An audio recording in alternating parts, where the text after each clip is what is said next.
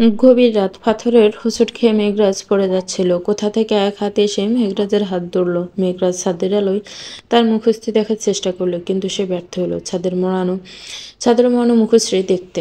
মেঘরাজ মুখশ্রী দেখতে ব্যর্থ হয়ে জিজ্ঞেস করলো, কে? লতা মুখের উপর থেকে চাদর নামিয়ে দিল। নিজের অপর হাতে থাকা লণ্ঠন মেঘের মুখের সামনে ধরল। মেঘ এবং লতা এবারে একে অপরকে দেখতে পেল স্পষ্ট। মেঘ গভীর রাতে লতাকে দেখে কিছুটা বিস্মিত হলো। বিস্ময়ে ভাব কাটিয়ে বলল, এত রাতে তুমি এখানে কি করছো? সে যাই করি, আমি হাত না ধরলে তো আজ আপনার রাজার হওয়ার শখ শেষ হয়ে যাচ্ছিল। মানে? লতা ইশারায় পিছনে লক্ষ্য করতে বলল মেঘকে। মেঘরাজ পিছনে তাকে বেশ ভয় পেল। পিছু নিতে নিতে একটা এসে পড়ল সামনে। যে গভীর খাদ, এখানে পড়লে তাকে পাওয়া যেত? এটা থেকে গুরুত্বপূর্ণ একটি প্রশ্ন তার মাথায় ঘুরছে। যার পিছু নিয়ে সে এতটা আসলো, সেই লোকটি খাদের এখান থেকে কোথায় গেল? কি ভাবছেন? মেঘ বলল, কিছু না। তোমাকে ধন্যবাদ, যদিও তুমি ধন্যবাদটি পাও না, তবুও দিলাম। আপনার জীবন বাঁচালাম, তারপরও বলছেন ধন্যবাদ পাই না? হ্যাঁ তাই, কারণ এখানে আমার সাথে কোনো অঘটন ঘটলে তার জন্য তুমিই দায়ী থাকতে। লতা জিজ্ঞাসা দৃষ্টিতে তাকিয়ে রইল। মেঘ বুঝতে পেরে বলল, তোমাকে মনে করিয়ে দেব? কি? তোমার কাজ করতে আমি এখানে এসেছি। তোমার জন্য মরতে মরতে বেঁচে গেছি। অবশ্য তুমি ঠিক সময় হাতটা এসে ধরলে। লতা বলল, আমি তোমাকে অন্ধকারে আলোবিহীন চলাফেরা করতে বলেছি বুঝি? তা বলনি, তবে যার পিছু নিচ্ছিলাম সে যদি বুঝে যেত তাই আলো নেওয়া হয়নি। তাছাড়া আমি অন্ধকারে সারা রাজ্য ঘুরে বেড়াতে পারি। তোমার মতো ভীতু নই আমি। আমি একদমই ভীতু নই, তাই বুঝি? হ্যাঁ। এটা বলুন, কার পিছু নিচ্ছিলেন এবং সে কোথায় গেল? কোথায় গেল জানি না, কিন্তু এদিকে আসছিল। বাড়িটিতে প্রবেশ করেছিল সে। হ্যাঁ, বাড়িতে খালি হাতে প্রবেশ করেছিল। তারপর একটা পোটলা নিয়ে বের হলো। মনে হলো অনেক কিছু ছিল সেটাই। আচ্ছা। লতা মনে মনে বলল, ঠিকই ভেবেছিলাম। গতকাল প্রহরীর আগমন বুঝতে পেরে আসেনি, তাই আজ আসলো। সেদিনই বুঝেছিলাম লোকটির, যে নিজেকে গুপ্তচর বলে মৃত্যুদণ্ড নিয়েছে। বাড়ির লোক এত তাড়াতাড়ি সব জিনিসপত্র নিয়ে পালাতে পারে না। ফেলে দেওয়া জিনিসপত্র নিতে এসেছিল, কিন্তু গেল কোথায়? সামনে গভীর খাদ, ডান পাশে জঙ্গলের রাস্তা, বাম পাশ দিয়ে আমাদের রাজ্যের লোকালয়। কোন দিকে যেতে পারে? এই কি ভাবছো? লতা বলল, আপনাকে বলেছিলাম না লোকটিকে ধরতে। আপনি ধরেননি কেন? এই, একদম মিথ্যা বলবা না। তুমি ধরতে বলোনি, শুধু নজর রাখতে বলেছিলে। ধরতে বলা লাগে? এটাতে বুঝে নেওয়া উচিত। এই বুদ্ধি নিয়ে রাজা হওয়ার সম্ভাবনা চিন্তা করেন আপনি? ভুল বকবা না। তাছাড়া বারবার রাজা হতে চাই এটা বলছো কেন? আমি একবারও বলেছি আমি রাজা হব? আমি বলেছি আমি রাজকন্যার বর হব। সে রাজকন্যা রানী হোক বা না হোক, রাজকন্যার বর হওয়ার অর্থ রাজা হতে চাওয়া। আমার বন্ধুরাও এটা মনে করে, কিন্তু সত্যিটা হলো আমি বীরঙ্গলতার বীরত্বকে ভালোবাসি, তাই তাকে সঙ্গী রূপে সারা জীবন পাশে চাই। যাকে দেখলেই না তার বীরত্ব সম্পর্কে কিভাবে জানলে? লোকমুখে শুনে? শোনা বাক্য সত্য তার কি নিশ্চয়তা আছে? শোনা বাক্য নয়, স্বচক্ষে দেখা তার বীরত্ব কি? মেঘরাজ লতার চোখের দিকে একদানে তাকিয়ে বলল, আজ যেমন তুমি আমাকে বাঁচালে, একদিন সেও আমাকে বাঁচিয়েছিল। কিন্তু তোমাদের দুজনের বাঁচানোর মধ্যে অনেকটা পার্থক্য। কেমন? তুমি তোমার কোমল হাত দিয়ে আমার হাতটি টেনে ধরলে, এতে শুধু তোমার একটি বল প্রয়োগ ঘটেছে। আর সে তো বীরঙ্গনার মতো বীরত্ব নিয়ে এসেছিল। অতীত। মেঘরাজ 15 বছরে পদার্পণ করলো। অস্ত্রবিদ্যায় মোটামুটি পারদর্শী। একদিন মেঘরাজ ডাকাতদের কবলে পড়ল। ডাকাতদের আগমনের পথে ভুলবশত চলে এসেছিল। সে তার সমস্ত পারদর্শিতা দিয়ে তাদের সাথে লড়াই করছিল, কিন্তু লড়াইয়ের এক পর্যায়ে তার হার হলো। শত্রুর আঘাতে মাটিতে লুটিয়ে পড়ল। নিশ্চিত মৃত্যু যখন তার সামনে, ঠিক তখন তার দিকে আসা তলোয়ারকে কেউ বাধা প্রদান করলো। মেঘরাজের সামনে এক রমণী ডাকাতদের সাথে যুদ্ধ করছিল। বয়সে তার থেকে 6 বছর 6 ছোট হবে। যুদ্ধবিদ্যা দেখলে মনে হবে না সে ছোট, মনে হচ্ছে সে অনেক বড় বিজ্ঞ। তারপর মেঘরাজ অস্ত্র হাতে তুলে নিয়ে যুদ্ধে লেগে পড়ল। একটা সময় ডাকাতেরা ভয়ে পালিয়ে গেল। মেঘ এবং লতা দুজনের মুখে তখন বিজয়ের হাসি। মেঘ বলল, কে তুমি? বীরঙ্গলতা। তারপর রমণী চলে গেল। আমি কয়েকবার পিছু ডাকলাম, কিন্তু শুনল না। বর্তমান মেঘ বলছে, তার সেই বীরত্ব, ভয়হীন চোখ, মায়াবী হাসি, সবকিছু আমার হৃদয়কে দোলা দিয়ে গেল। আজও বলতে পারি না সেই অপরূপ সৌন্দর্যময় মুখশ্রী। লতা নিজের হাতের দিকে তাকালো। কোথায় সৌন্দর্য? এখানে তো সে শ্যামল বর্ণ দেখতে পাচ্ছে। দর্পণে দাঁড়িয়ে যখন সে তার প্রতিবিম্ব দেখে তখন তার মনে হয় শ্যামল এই মুখশ্রী তার আম্মা তাকে দান করে দিয়েছিল। সবাই বলে তার আম্মা শ্যামল হলে কি হবে, মুখশ্রী জুড়ে অগাধ মায়া ছিল, ঠিক যেমন সবাই বিরঙ্গলতাকে বলে। লতা নিজেকে স্বাভাবিক রেখে বলল, তুমি সত্যি তাকে ভালোভাবে লক্ষ্য করেছিলে? অবশ্যই, যুদ্ধে ব্যস্ত থাকলেও আমার দৃষ্টি তার দিকেই ছিল। অপরূপ সুন্দরী সে। হ্যাঁ, আমার দেখা সবচেয়ে সুন্দর, অনেক অনেক অনেক সুন্দর। দেখে বলেছ? মেঘ বিরক্ত হয়ে লতার দিকে তাকালো, তারপর স্বাভাবিক কণ্ঠে বলল, আমি বুঝতে পারছি তুমি কি বলতে চাইছো। তার গায়ের গড়নটা সাদা নয়, ঠিক, তবে সে আমার দেখা সবচেয়ে সুন্দর রমণী। ও। লতা এতক্ষণ ভাবছিল মেঘের হয়তো তার মুখশ্রী ঠিকভাবে মানে নেই, তাই অনেক তাকে সুন্দর বলছে, তবে তার ধারণা ভুল। মেঘ বলল, একটা কথা বলবো? বলো। আমার দেখা দ্বিতীয় সুন্দরী রমণীকে জানো? কে? তুমি। লতা মেঘের দিকে তাকিয়ে রইল। মেঘ বলল, আমার মনে হয় রাজকন্যা তোমার মতোই দেখতে হবে এখন। লতা কিছু বলল না, শুধু মুচকি হাসলো। মেঘ বলল, একটা জিনিস লক্ষ্য করেছ? কি? তুমি কিন্তু আমায় কথায় কথায় তুমি বলে ফেলেছ। তাই তো। ভাবুক হয়ে লতা বলল, আচ্ছা চলো, যখন বলেই দিয়েছি তখন এভাবেই বলি। আচ্ছা বলো, মেঘরাজের কোনো সমস্যা নেই? লতা হঠাৎ মেঘরাজের দিকে হাত বাড়িয়ে দিল, তারপর বলল, আজ থেকে আমরা বন্ধু হই। সে হওয়া যায়, তবে বন্ধুর থেকে বেশি কিছু ভাববে না কিন্তু। আমার মন ফান্ডিতে সব বিরঙ্গলতাকে দিয়ে দিয়েছি, তাই সাবধান। মেঘ লতার হাতের সাথে হাত মেলালো। লতা বলল, তুমি চিন্তা করো না, তোমার মধ্যে বিশেষ কিছুই নেই যে আমি পছন্দ করব। যে রমণী চোখে মেঘরাজের বিশেষত্ব ধরা পড়ে না সেই রমণী অন্ধ। আপাতত তুমি অন্ধ থাকো, কেননা বিরঙ্গলতা আমার জন্য অপেক্ষা করছে। মেঘের বলার ভঙ্গিতে লতা হেসে দিল। মেঘ লতার হাসির দিকে মুগ্ধ হয়ে তাকিয়ে রইল। মেঘ বলল, তোমার নাম কি? বন্ধুত্বের একটাই নাম, তা হলো বন্ধু। তাহলে আমি তোমায় কি বলে রাখবো? বন্ধু। আচ্ছা বন্ধু, এবার তুমি যাও। এত রাতে তোমার বাহিরে থাকা ঠিক নয়। কেন ঠিক নয়? তুমিও বুঝি ভাবো কন্যারা অবলা, তাদের কক্ষের মধ্যে বন্দি থাকা উচিত? তা ভাববো কেন? সেটা ভাবলে কি বিরঙ্গলতাকে চাইতাম জীবনে? তো বললে কেন? কারণ তোমার এখন যাওয়া উচিত, বিপদ আসার সম্ভাবনা আছে। আর বিরঙ্গলতা তোমার মতো দেখতে হতো বলেছি বলে তুমি নিজেকে বিরঙ্গলতা ভেবে ভুল করো না। তুমি তার মতো যুদ্ধ জয় করতে পারবে না, তখন তো আমাকে ঝামেলায় পড়তে হবে, কেননা বাঁচাতে আমাকেই হবে। লতা মেঘের দিকে একদিনে তাকিয়ে রইল, নিজেকে কিনা কিভাবে এই যুবক। তবে যাই হোক, মন্দ নয়। মেঘ বলল, আবার কি ভাবছো? কিছু না, তুমিও যাও। হ্যাঁ, কাল রাজকন্যার সাথে দেখা করানোর সময় নির্ধারণ করব। সকালে রাজ্যের দক্ষিণ দিকে এসো। লতা কিছু না বলে হেসে চলে গেল, তবে যাবার পূর্বে জঙ্গলের দিকে কঠিন দৃষ্টি নিক্ষেপ করে গেল। সকাল সকাল পদ্মাবতী এসে উপস্থিত হলো রাজবাড়িতে। পদ্মাবতীকে দেখে সবাই খুশি হলো, কিন্তু তাকে একা দেখে কিছুটা অবাক হলো। মন্ত্রী স্ত্রী জিজ্ঞেস করলেন, জামাতা আসেনি? না, রাজকার্যে ব্যস্ত। হ্যাঁ। পদ্মাবতীকে আর কোনো প্রশ্ন করার পূর্বে সে কক্ষে চলে গেল। মন্ত্রী স্ত্রী কিছুটা ভয় পেলেন, কন্যার মুখশ্রী দেখে তার ভালো ঠেকছে না। পদ্মাবতী কক্ষে শুয়েছিল। মাধবী আপার আসার খবর পেয়ে তার কাছে আসলো। মাধবী বলল, আপা। মাধবীর উপস্থিতি বুঝতে পেরে পদ্মাবতী স্বাভাবিক কণ্ঠে বলল, আমার এখন নিদ্রার প্রয়োজন, তুই পরে আয়। কেন আপা, কি হয়েছে তোমার? আমার কি হবে? অসময়ে নিদ্রা নিচ্ছ যে? একটু ক্লান্ত। পদ্মাবতী যতই স্বাভাবিক কণ্ঠে কথা বলুক না কেন, তার কাছে বেশ অস্বাভাবিক লাগছে। মাধবী হঠাৎ লক্ষ্য করলো পদ্মাবতীর হাতে লালচে দাগ দেখা যাচ্ছে। পদ্মা মাধবীর দৃষ্টি লক্ষ্য করে হাত ডাকার ব্যর্থ চেষ্টা করলো। মাধবী বলল, সংসারে সুখীর নও তুমি আপা? পদ্মা বলল, বিনিময়ে সংসার সুখী হয় না। মাধবী আপার কথার অর্থ বুঝতে পারল না। কিছু বলবে তার পূর্বে তার আম্মা কক্ষে প্রবেশ করে তাকে বেরিয়ে যেতে বলল। আম্মা তার কন্যার সাথে গল্প করবেন। মাধবী আম্মার আদেশে চলে গেল। মাধবী চলে যেতে পদ্মা তার আম্মাকে জড়িয়ে ধরে কান্না করে দিল।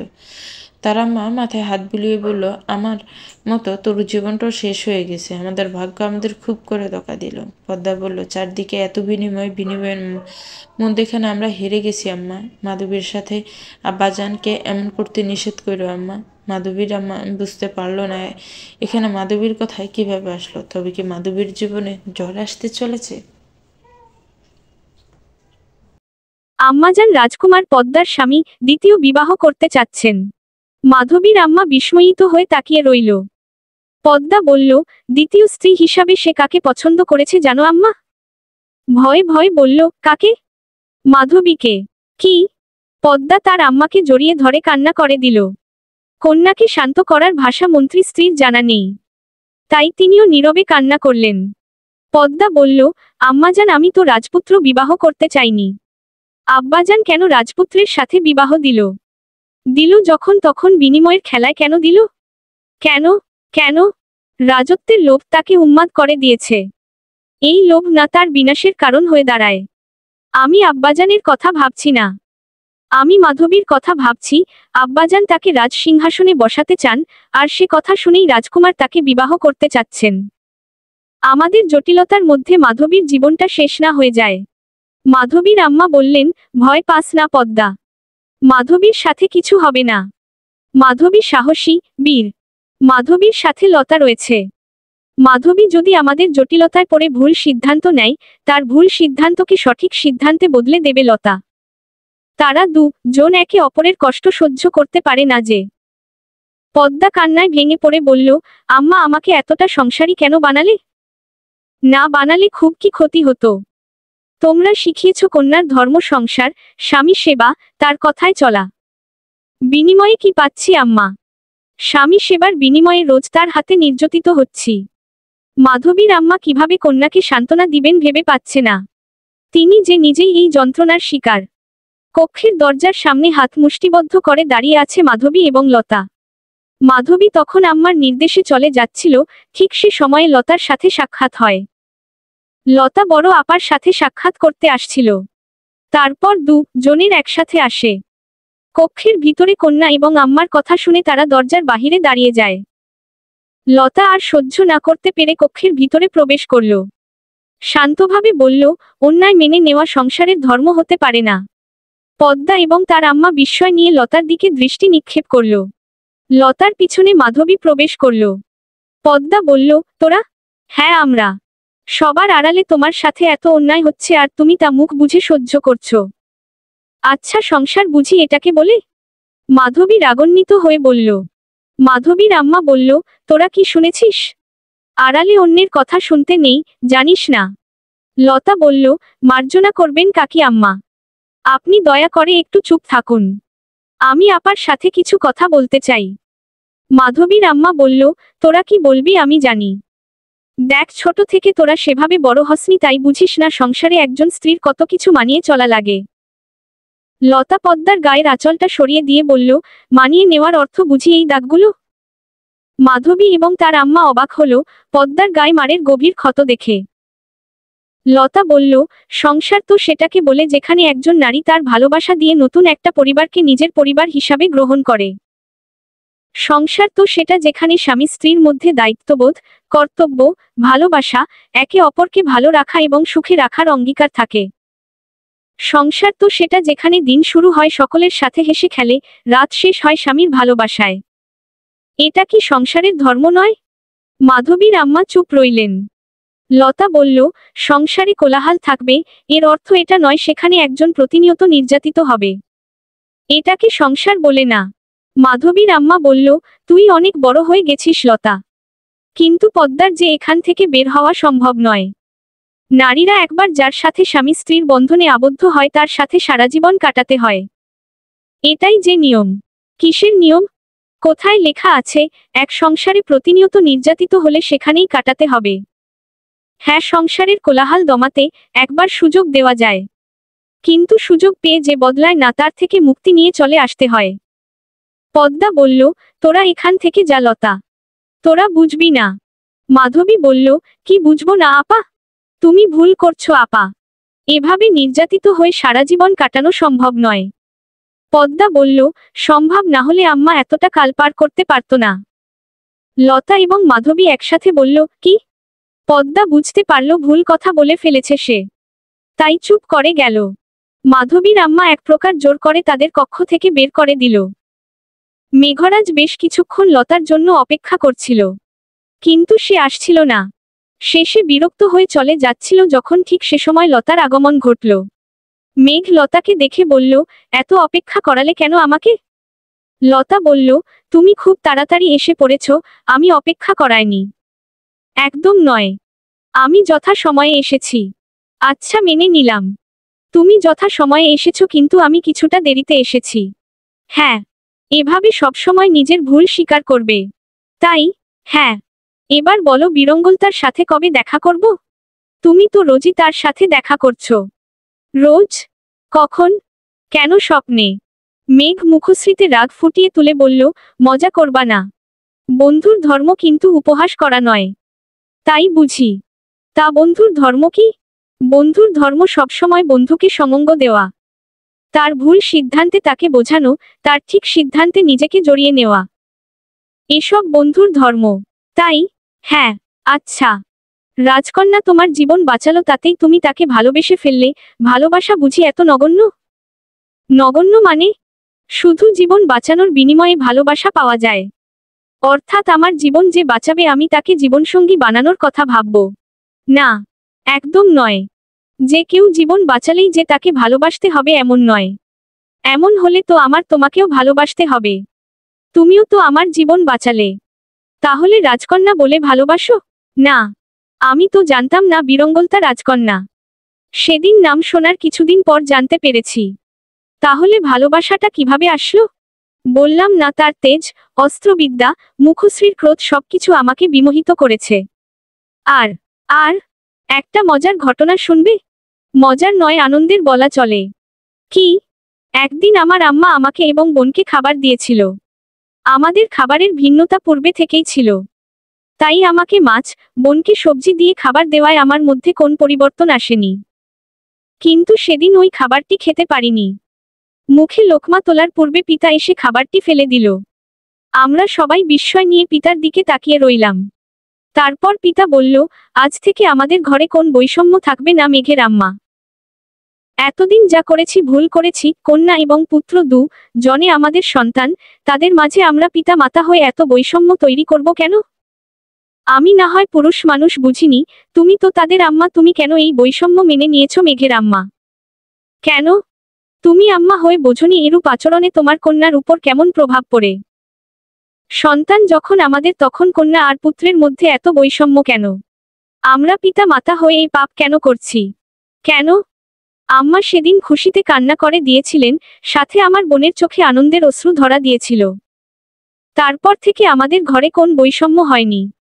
ছোটবেলা থেকে বৈষম্য দেখে আসায় আমি কোনোদিন বুঝিনি আমার বোনের যন্ত্রণা। কিন্তু যেদিন বৈষম্য কেটে গেছে সেদিন তার আনন্দ দেখেছিলাম। তার আনন্দের মধ্যে লুকায়িত সেই যন্ত্রণাগুলো দেখেছি। আম্মা সেদিন আব্বাকে জিজ্ঞেস করেছিল, তার মধ্যে এরূপ উপলব্ধি কিভাবে জন্ম নিয়েছে।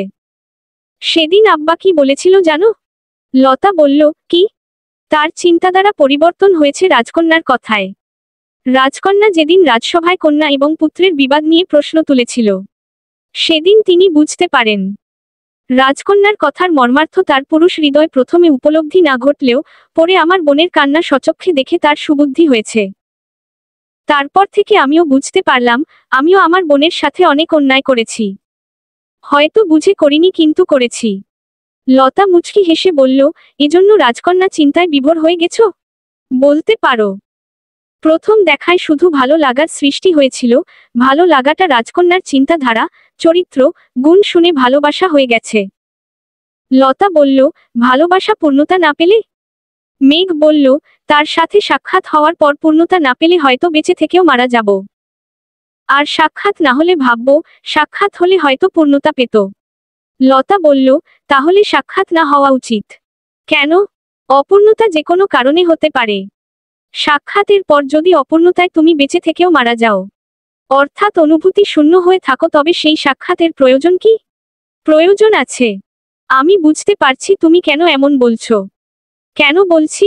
আমি সামান্য ব্যক্তি আর সে রাজকন্যা। তাকে নিয়ে স্বপ্ন দেখা আমার সাজে না। লতা কিছু বলতে চাচ্ছিল, তাকে বলতে না দিয়ে মেঘ বলল, স্বপ্নগুলো দিবা না হলে তাকে ছোঁয়ায় আকাঙ্ক্ষা গভীর কি করে হবে? তার সাথে আমার যায় না বলে আমি তাকে স্বপ্নে গভীরভাবে ছুঁয়ে দেই। এতে প্রেম আছে, ভালোবাসা আছে, আবেগ আছে, অনুভূতি আছে। সবগুলোর সমন্বয়ে তাকে পাওয়ার আকাঙ্ক্ষা রয়েছে, যা ভীষণ গভীর। সব স্বপ্ন সত্যি হয় না জেনে যদি স্বপ্ন দেখা ছেড়ে দেই তবে দিবাস্বপ্নগুলো বাস্তবে রূপ নিবে কিভাবে?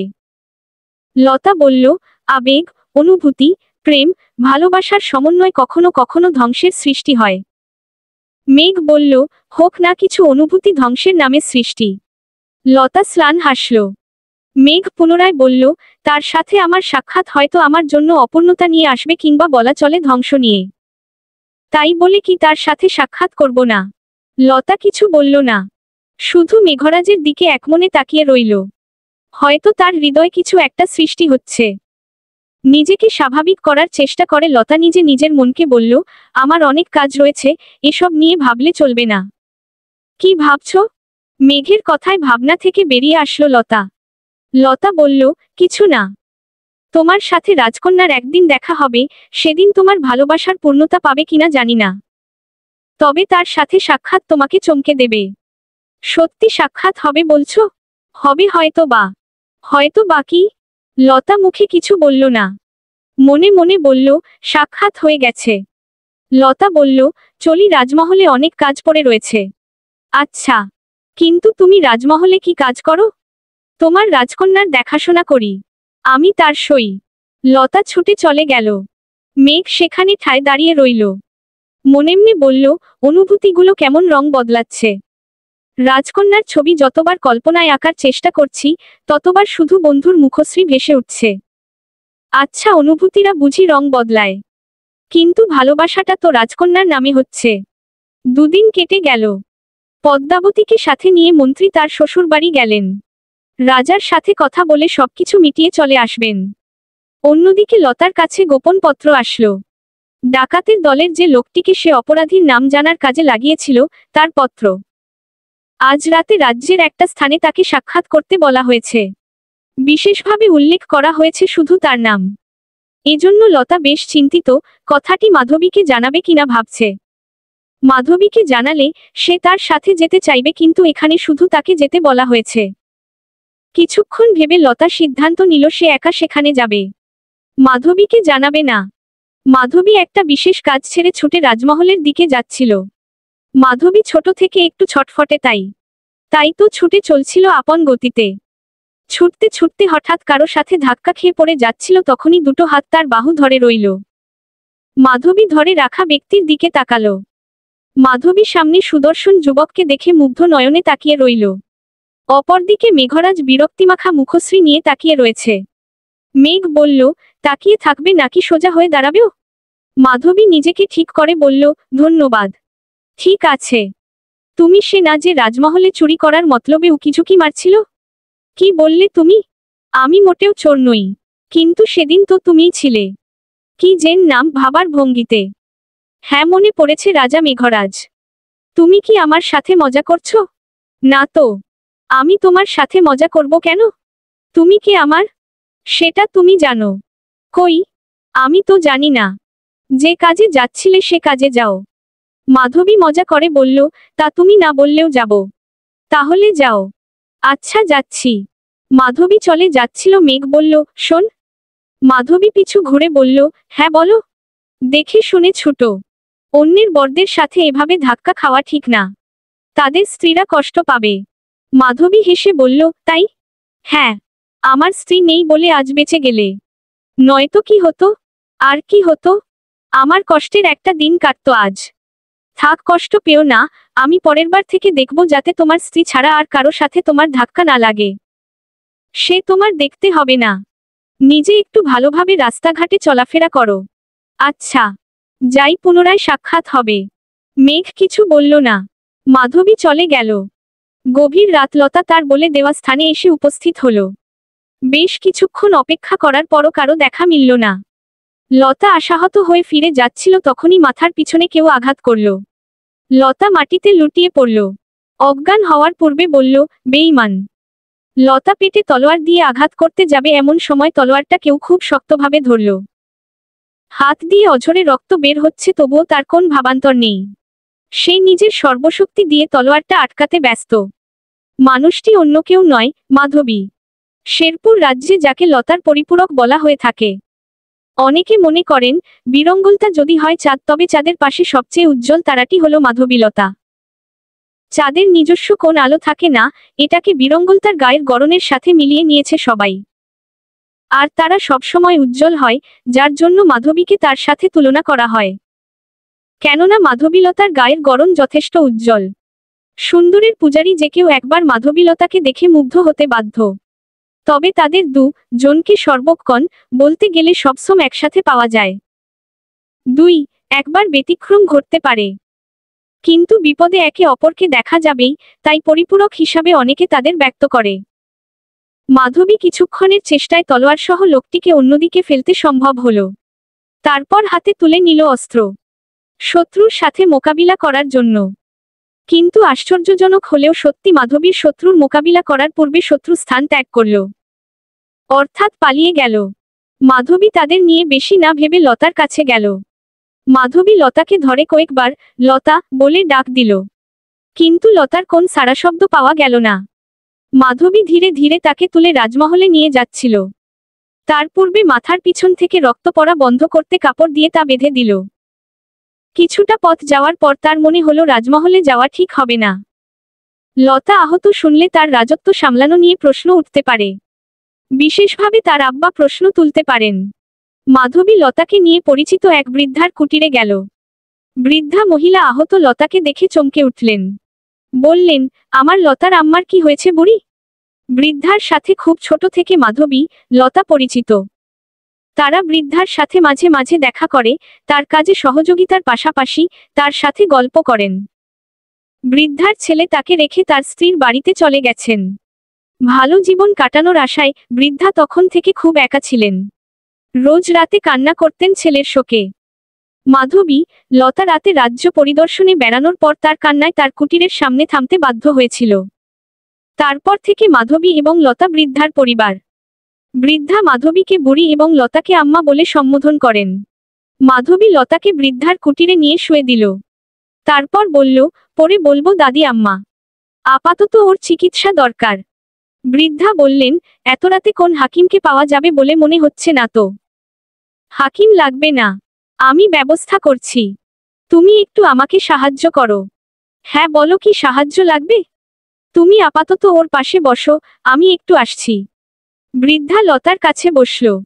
মাথার কাপড় বদলে একটা ভালো কাপড় দিয়ে পুনরায় বেঁধে দিল। মাধবী ফিরে এলো কিছু গাছের পাতা নিয়ে।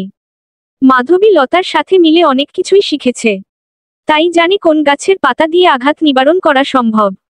মাধবী প্রাথমিক চিকিৎসা যতটা দেওয়া সম্ভব ততটা দিল। কিছুক্ষণের মধ্যে লতার জ্ঞান ফিরল। মাথায় কিছুটা ব্যথা অনুভব হলো। চোখ খুলে সামনে মাধবী এবং দাদি আম্মাকে বসে থাকতে দেখে কিছুটা বিচলিত হয়ে বলল, আমি কোথায়? তোমাদের কাছে কিভাবে আসলাম? মাধবী বলল, তুই কোথায় ছিলি? আমি তো। লতার মনে পড়ল সে ডাকাত দলের একজন সদস্যের জন্য অপেক্ষা করছিল, আর সেই ব্যক্তি তার মাথায় আঘাত করছিল। লতা হঠাৎ উদ্বিগ্ন হয়ে বলল, আমি ভুল করেছি মাধবী, আমি হেরে গেছি। কন্যারা চাইলে রাজ্য শাসন করতে পারে, আমি আমার এই ধারণা প্রমাণ করতে ব্যর্থ হয়েছি মাধবী, ব্যর্থ হয়েছি। লতাকে ধীরে ধীরে উত্তেজিত হতে দেখে মাধবী তাকে জড়িয়ে ধরে বলল, শান্ত হ লতা, শান্ত হ। কিছু হয়নি। ব্যর্থ কেন হবি? তুই তো রাজ্যের গর্ব, এই রাজ্যের যজ্ঞ শাসক। তুই ব্যর্থ হসনি। লতা শান্ত হয়ে বলল, যজ্ঞ রাজারা কখনো অল্প মুহূর্তে কাউকে বিশ্বাস করে না। তারা তাদের তীক্ষ্ণ দৃষ্টি দিয়ে বিচার করে সত্যি মিথ্যা। আমি ওই লোকটার অসহায়ত্বের গল্পে বোকা হয়ে গেছি। বিশ্বাস করেছি সে আমার সাথে বেইমানি করবে না। তার হাত ধরে আমি অপরাধী অবধি পৌঁছানোর ব্যর্থ চেষ্টা করেছি। তাতে কি হয়েছে? তুই তো বলতি জীবনে চলার পথে ব্যর্থতা সফলতার এক গভীর ধাপ। ব্যর্থতার শিক্ষা না থাকলে সফলতার গল্প হয় না। তবে আজ ভেঙে পড়ছিস কেন? লতা নিজেকে যতটা সম্ভব স্বাভাবিক করার চেষ্টা করল। তুই আমাকে কোথায় পেলি মাধবী? রাতে নিদ্রা ভেঙে যাওয়ার পর পাশে তোকে না পেয়ে খুব ভয় পেয়ে গেছিলাম। সম্ভাব্য বেশ কয়েক স্থানে খুঁজে না পাওয়া শেষে কক্ষে এসে বসে পড়লাম। মনে হলো কোথায় যেতে পারিস তা কক্ষে থাকতে পারে। তাই ভেবে কক্ষ ভালোভাবে দেখলাম, বিছানার নিচে পত্রটি পেলাম। আর বুঝতে পারলাম আমাকে না জানিয়ে তুই কোথায় গিয়েছিস এবং কেন। তারপর আর কি, আমিও চলে গেলাম। লতা মাধবী হাত ধরে বলল, তুই না আসলে যে কি হতো? কিছুই হতো না। পত্রটি না পেলেও আমি আসতাম। তোর ভাগ্য আমাকে তোর কাছে পৌঁছে দিত। ঠিক দিত। তারপর লতা বৃদ্ধার সাথে কুশল বিনিময় করল। তার খোঁজখবর নিল। পরিশেষে ধন্যবাদ জানিয়ে বিদায় নিল। রাজমহলে আনাচে কানাচে কানাঘুষা চলছে। মন্ত্রী তার কন্যাকে ফেরত নিয়ে এসেছেন। শ্বশুর ঘরে মন্ত্রী কন্যার স্থান হল না। শোনা যাচ্ছে, পদ্মার স্বামী দ্বিতীয় বিবাহ করেছেন। কোন এক রাজকুমারীর সাথে বিবাহ বন্ধনে আবদ্ধ হয়েছেন তিনি। মূলত শুধু এ কারণে মন্ত্রী তার কন্যাকে নিয়ে আসেনি। নিয়ে এসেছেন পদ্মার স্বামী তার তৃতীয় স্ত্রী হিসাবে মাধবীকে চায় এবং শেরপুর রাজ্যের রাজত্ব। মন্ত্রীর সাথে পূর্বে রাজত্ব জয় করার শর্তেই পদ্মার বিবাহ ঠিক করা হয়। কিন্তু তাতে মাধবী কোথাও ছিল না। মন্ত্রী তাও মেনে নিতেন যদি মাধবী দ্বিতীয় স্ত্রী হতো, তবে কিন্তু তা নয়। দ্বিতীয় বিবাহ করে পুনরায় তৃতীয় বিবাহ সিদ্ধান্ত নিচ্ছে রাজকুমার, যা মন্ত্রীর পছন্দ হল না। তার সাহসী বীর মাধবীলতার পাশে এই বর বড্ড বেমানান। মন্ত্রী রাজি হননি। তার রাজি না হওয়ায় সেখানে বিশাল ঝামেলা সৃষ্টি হল। এক পর্যায়ে পদ্মা থামাতে আসলে তার গায়ে হাত অব্দি তুলেছে রাজকুমার। মন্ত্রী স্বচক্ষে কন্যার গায়ে আঘাত সহ্য করতে পারলেন না, তাই তিনি রাজকুমারকে আঘাত করেন এবং নিজ কন্যাকে নিয়ে চলে আসেন। মন্ত্রী কন্যাকে নিয়ে এসে একটা কথা বলেছেন, পদ্মা এখানে থাকবে। বিবার পূর্বে যেমন ছিল তেমন করে এখানে থাকবে। তার স্বামী সম্পর্কে কোন বাক্য তার সাথে কেউ বলবে না। মন্ত্রীর সিদ্ধান্তে প্রথম মন্ত্রী স্ত্রী খুশি হলেন। তার মনে হলো, মানুষ হিসাবে যতই খারাপ হোক, পিতা হিসাবে খারাপ নয়। এতদিন কন্যা বলে যাদের ভালোভাবে লক্ষ্য অবধি করেনি, আজ তাদের কষ্ট সহ্যও ঠিক করতে পারেনি। মন্ত্রী স্ত্রীর এতটুকু সান্ত্বনা। কিন্তু মন্ত্রী কি সত্যি এত সহজভাবে ভেবে তার কন্যাকে নিয়ে এসেছেন? তার ভাবনার গভীরতা এতটা সহজ? খবরটি রাজমহলে ছড়িয়ে পড়ল। আড়ালে আবডালে সমালোচনা হলেও প্রকাশ্যে কেউ কোন বাক্য ব্যয় করতে পারছে না। বীরঙ্গলতার ডাক পড়ল রাজার কক্ষে। লতা রাজার কক্ষে প্রবেশ করল তার অনুমতি সাপেক্ষে।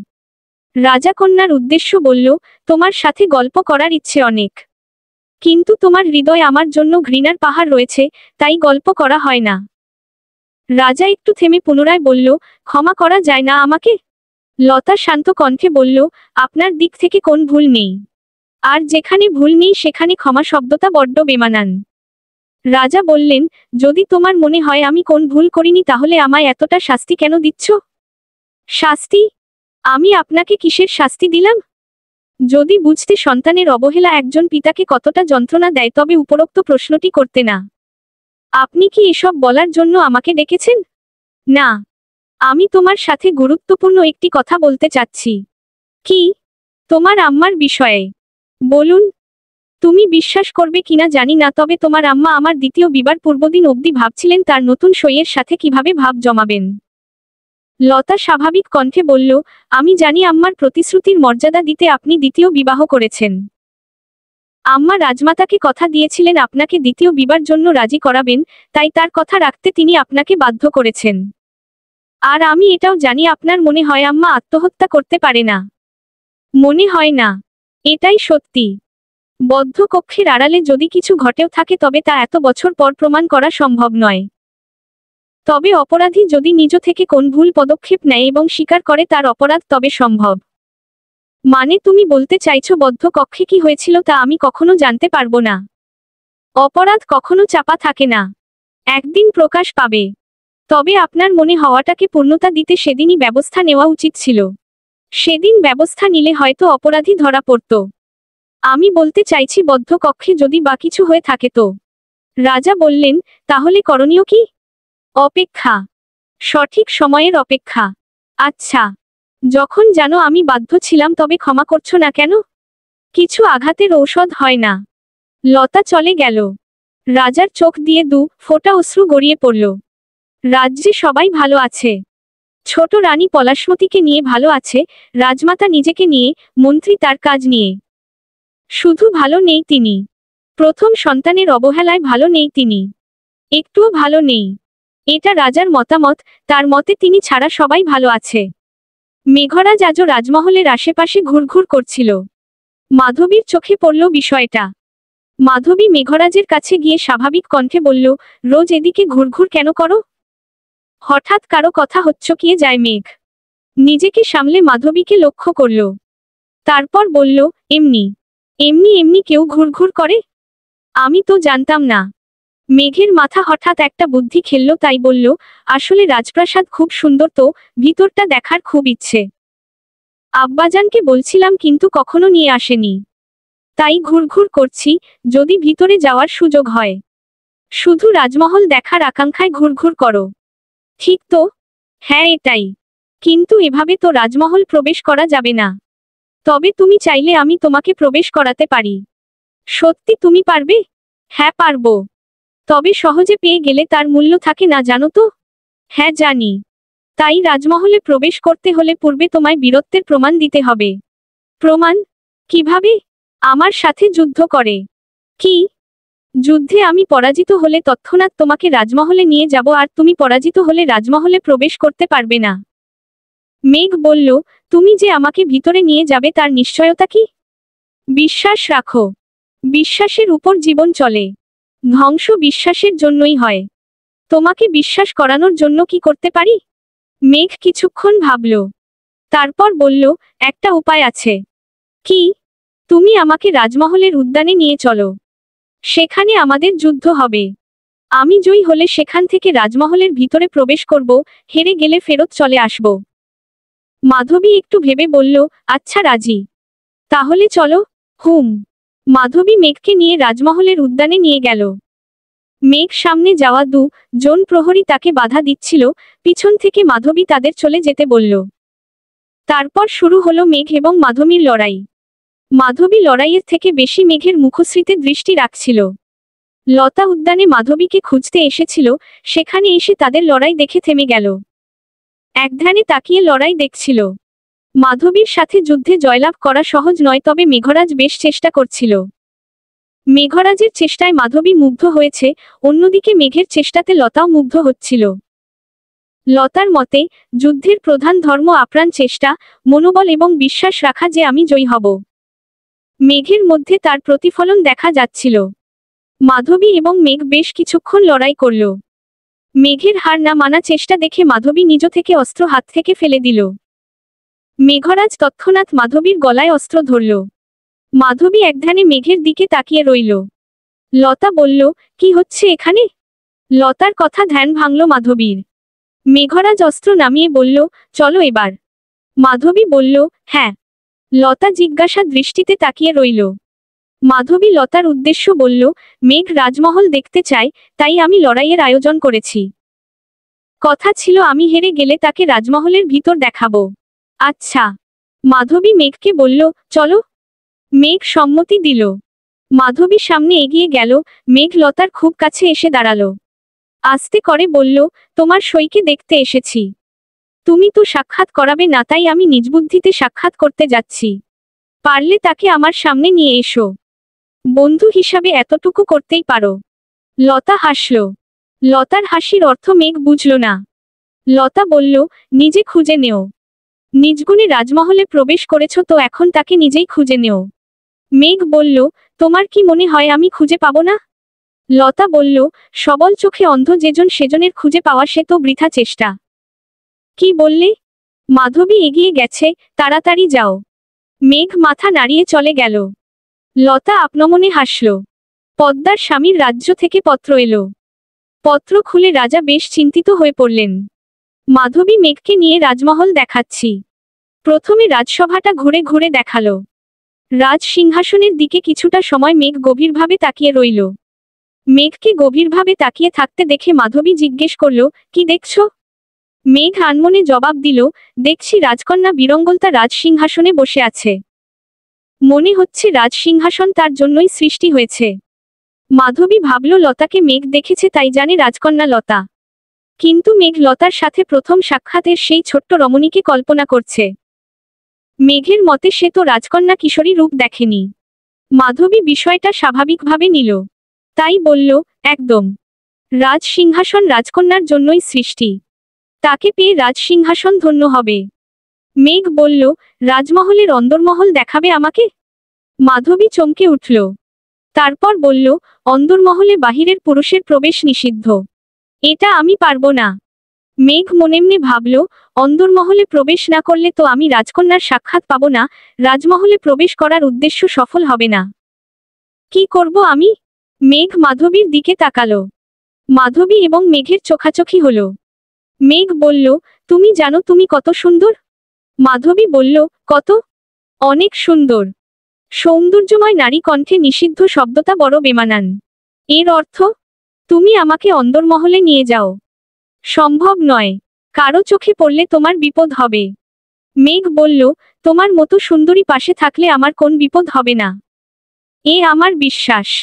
তুমি জানো না গুরুজনরা কি বলে গেছেন? কি? সুন্দরীরা কখনো কারো বিপদের কারণ হয় না। তারা সবসময় সবার ভালোর জন্য সৃষ্টি হয়। গুরুজনটা বুঝি তুমি? পিছন থেকে লতা বলল। মাধবী এতক্ষণ কেমন ঘোরের মধ্যে চলে গেছিল। লতার কথায় হুঁশ ফিরল। মেঘ লতাকে দেখে বেশ ঘাবড়ে গেল। লতা জানে মেঘ কেন অন্দরমহলে যেতে চাচ্ছে। যদি বলে দেয়।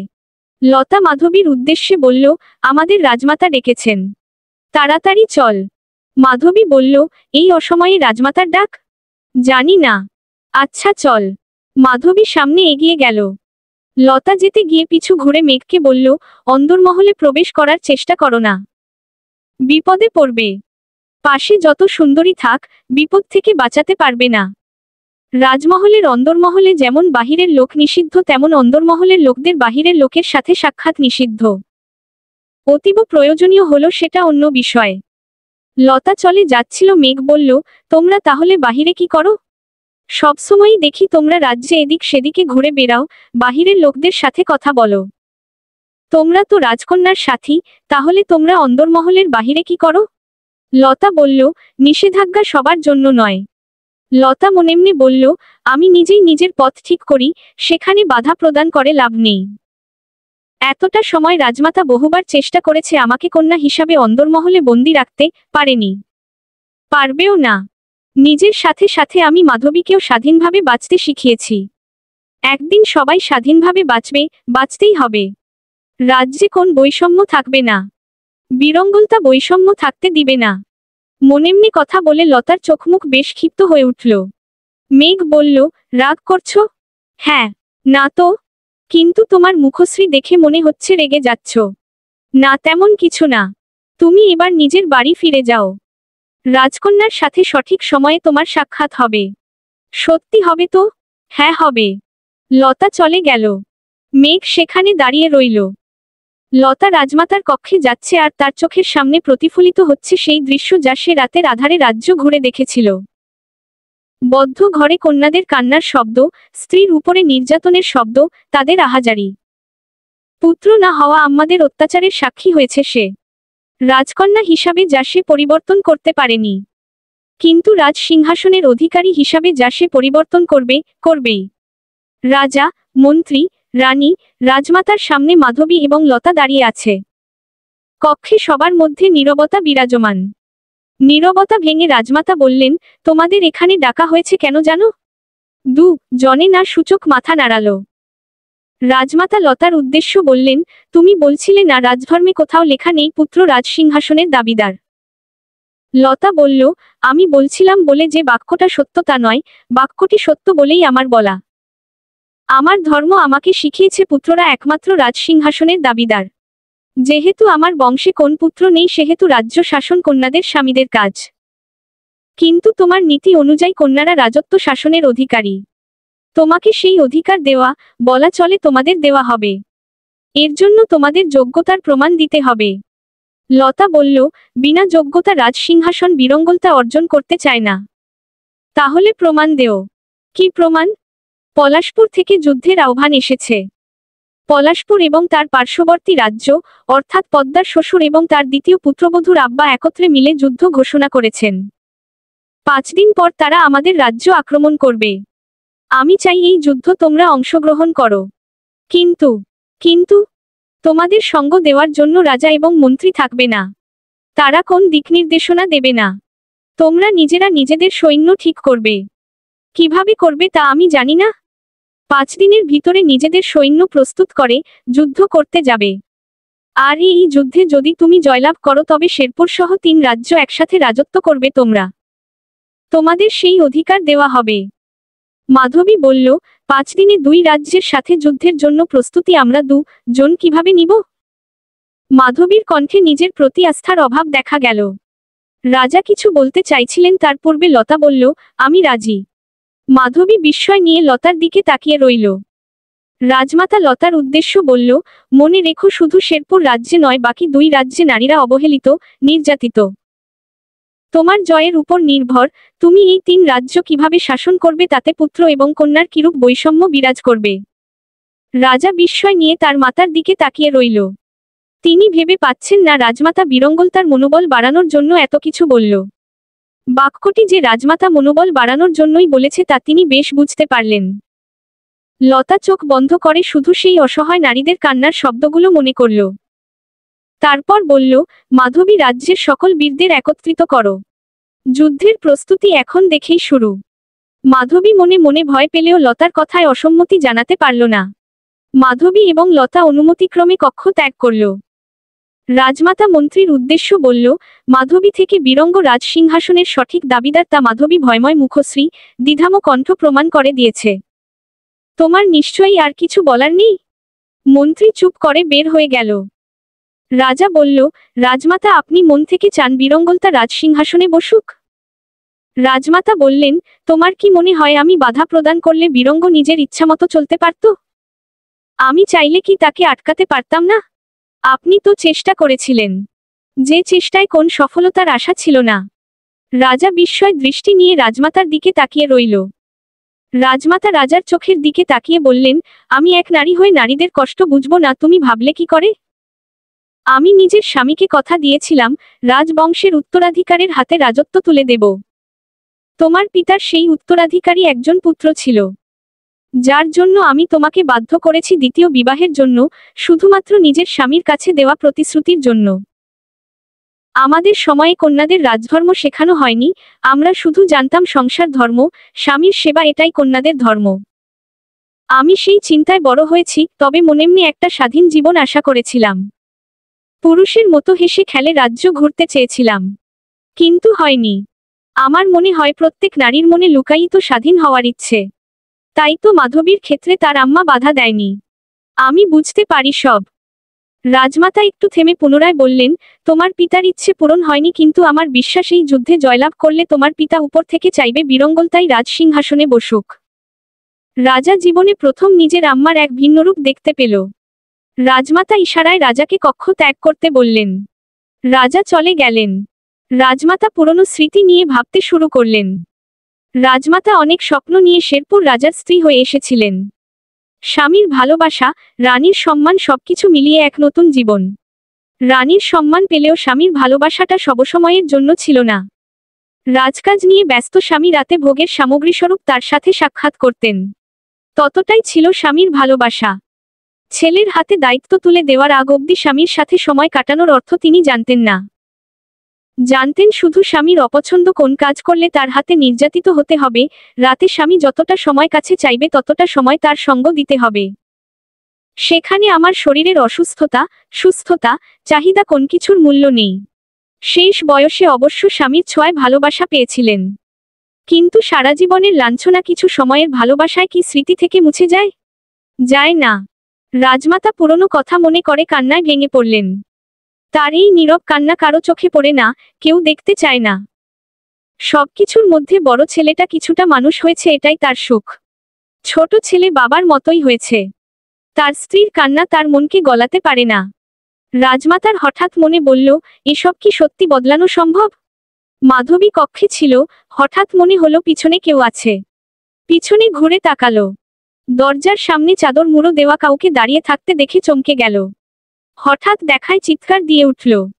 চিৎকারের শব্দ বের হওয়ার পূর্বে মেঘরাজ মাধবীর মুখ চেপে ধরল। গায়ের চাদর সরিয়ে বলল, এটা আমি। দয়া করে চিৎকার করো না। মাধবী মেঘের দিকে তাকিয়ে রইল। মেঘ এদিক ওদিক ভালোভাবে দেখছিল। দরজার সামনে দিয়ে এক দাসী যাচ্ছিল। মেঘ ভয় পেয়ে মাধবীকে সাথে নিয়ে উল্টো দিকের দেয়ালে মিশে গেল। মাধবী হুঁশে নেই, অন্য জগতে চলে গেছে। তার কল্পনায় মাধবীকে এক লোক মারার জন্য অস্ত্র তুলছিল, সে অস্ত্র তার গায়ে আঘাত হানার পূর্বে তার রাজকুমার ঘোড়ায় চড়ে এলো। রাজকুমার বেশে মেঘরাজকে দেখে আপনমনে হেসে উঠল মাধবী। মেঘরাজ মাধবীকে একলা একলা হাসতে দেখে একটা ধাক্কা দিল। মাধবী কল্পনা থেকে বের হয়ে আসলো। মেঘ বলল, কোথায় হারিয়ে গেছো? মাধবী বলল, সে যেথায় হারাই, তুমি অন্দরমহলে প্রবেশ করলে কেন? জানো কেউ দেখতে পেলে তোমার সাথে কি হবে? তুমি আমাকে তখন দেখালে তো আমি লুকিয়ে ঢুকতাম না। তুমি বাহিরের লোক হয়ে প্রবেশ কেন করতে গেলে? আচ্ছা, ভুল করেছি। এবার আমাকে একটু বের হতে সাহায্য করো। চারদিকে এত প্রহরী যে আমি বের হতে পারছি না।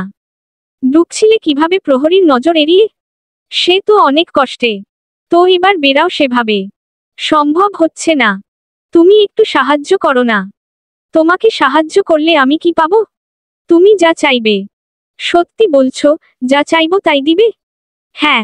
যদি তোমাকে চাই। কি? মেঘ ভ্যাবাচ্যাকা খেয়ে গেল। মাধবী খিলখিলিয়ে হেসে দিল। মেঘ বুঝল মাধবী মজা করেছে। মাধবী বলল, চলো। আমি প্রহরীদের কথায় ব্যস্ত রাখছি, তুমি ফাঁকে বেরিয়ে যাও। আচ্ছা। মাধবীর সাহায্য মেঘ বেরিয়ে গেল। মেঘ বাহিরে বের হয়ে মন খারাপ করে দাঁড়িয়ে রইল।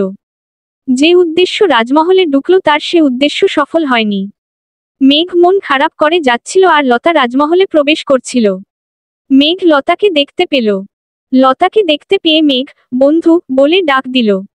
লতা কারো ডাক শুনে পিছু ঘুরে দেখল মেঘ। লতা মেঘের সামনে এলো। মেঘ বলল, বন্ধু, রাজকন্যার সাথে দেখা করিয়ে দেও না। আমার কেন জানি মনে হচ্ছে তার দেখা না পেলে আমি মারা যাব।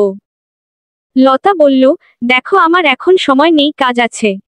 আমরা বিষয়টা নিয়ে পরে কথা বলি। কি আর রাজকার্য করবে তুমি? এত কিছু বলতে পারবো না। রাজকন্যা রাজকন্যা না করে কাজ করো। পিতার সাথে সংসারের দায়িত্ব নেও। মেঘ বলল, তুমি হঠাৎ এমনভাবে কথা বলছো কেন? কেমন ভাবে? কেমন বিরক্ত মনে হচ্ছে তোমাকে? সব কাজ ফেলে দিয়ে তোমার রাজকন্যার গল্প শুনতে পারবো না আমি। এজন্য তুমি যদি ভাবো আমি বিরক্ত তবে তাই।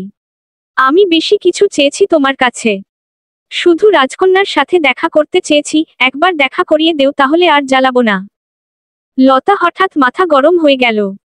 রাগান্বিত কণ্ঠে বলল, রাজকন্যার সাথে দেখা করবে কি যোগ্যতা আছে তোমার? রাজকন্যার বর হওয়ার জন্য যোগ্যতার প্রয়োজন। তার সাথে সাক্ষাতের চিন্তায় বিভোর না থেকে তার সামনে নিজেকে কিভাবে উপস্থিত করলে সে খুশি হবে সেটা ভাবো। তুমি এত রেগে যাচ্ছ কেন? লতার মনে হলো সে সত্যি অহেতুক রেগে যাচ্ছে। নিজেকে স্বাভাবিক রেখে বলল, দুঃখিত। দেখো, আমার অনেক কাজ আছে, আমাকে যেতে হবে। মেঘ বলল, যাও, তবে যাওয়ার পূর্বে শুনে যাও। কি? চাঁদেও কলঙ্ক আছে। রাজকন্যা পবিত্র, এতটা পবিত্রতা মানায় না। সেজন্য আমার সৃষ্টি। আমার অযোগ্যতা রাজকন্যার একটুখানি কলঙ্ক। লতা বুঝতে না পেরে বলল, মানে? মেঘ বলল, আমি বিরঙ্গলতার কলঙ্ক হতে চাই।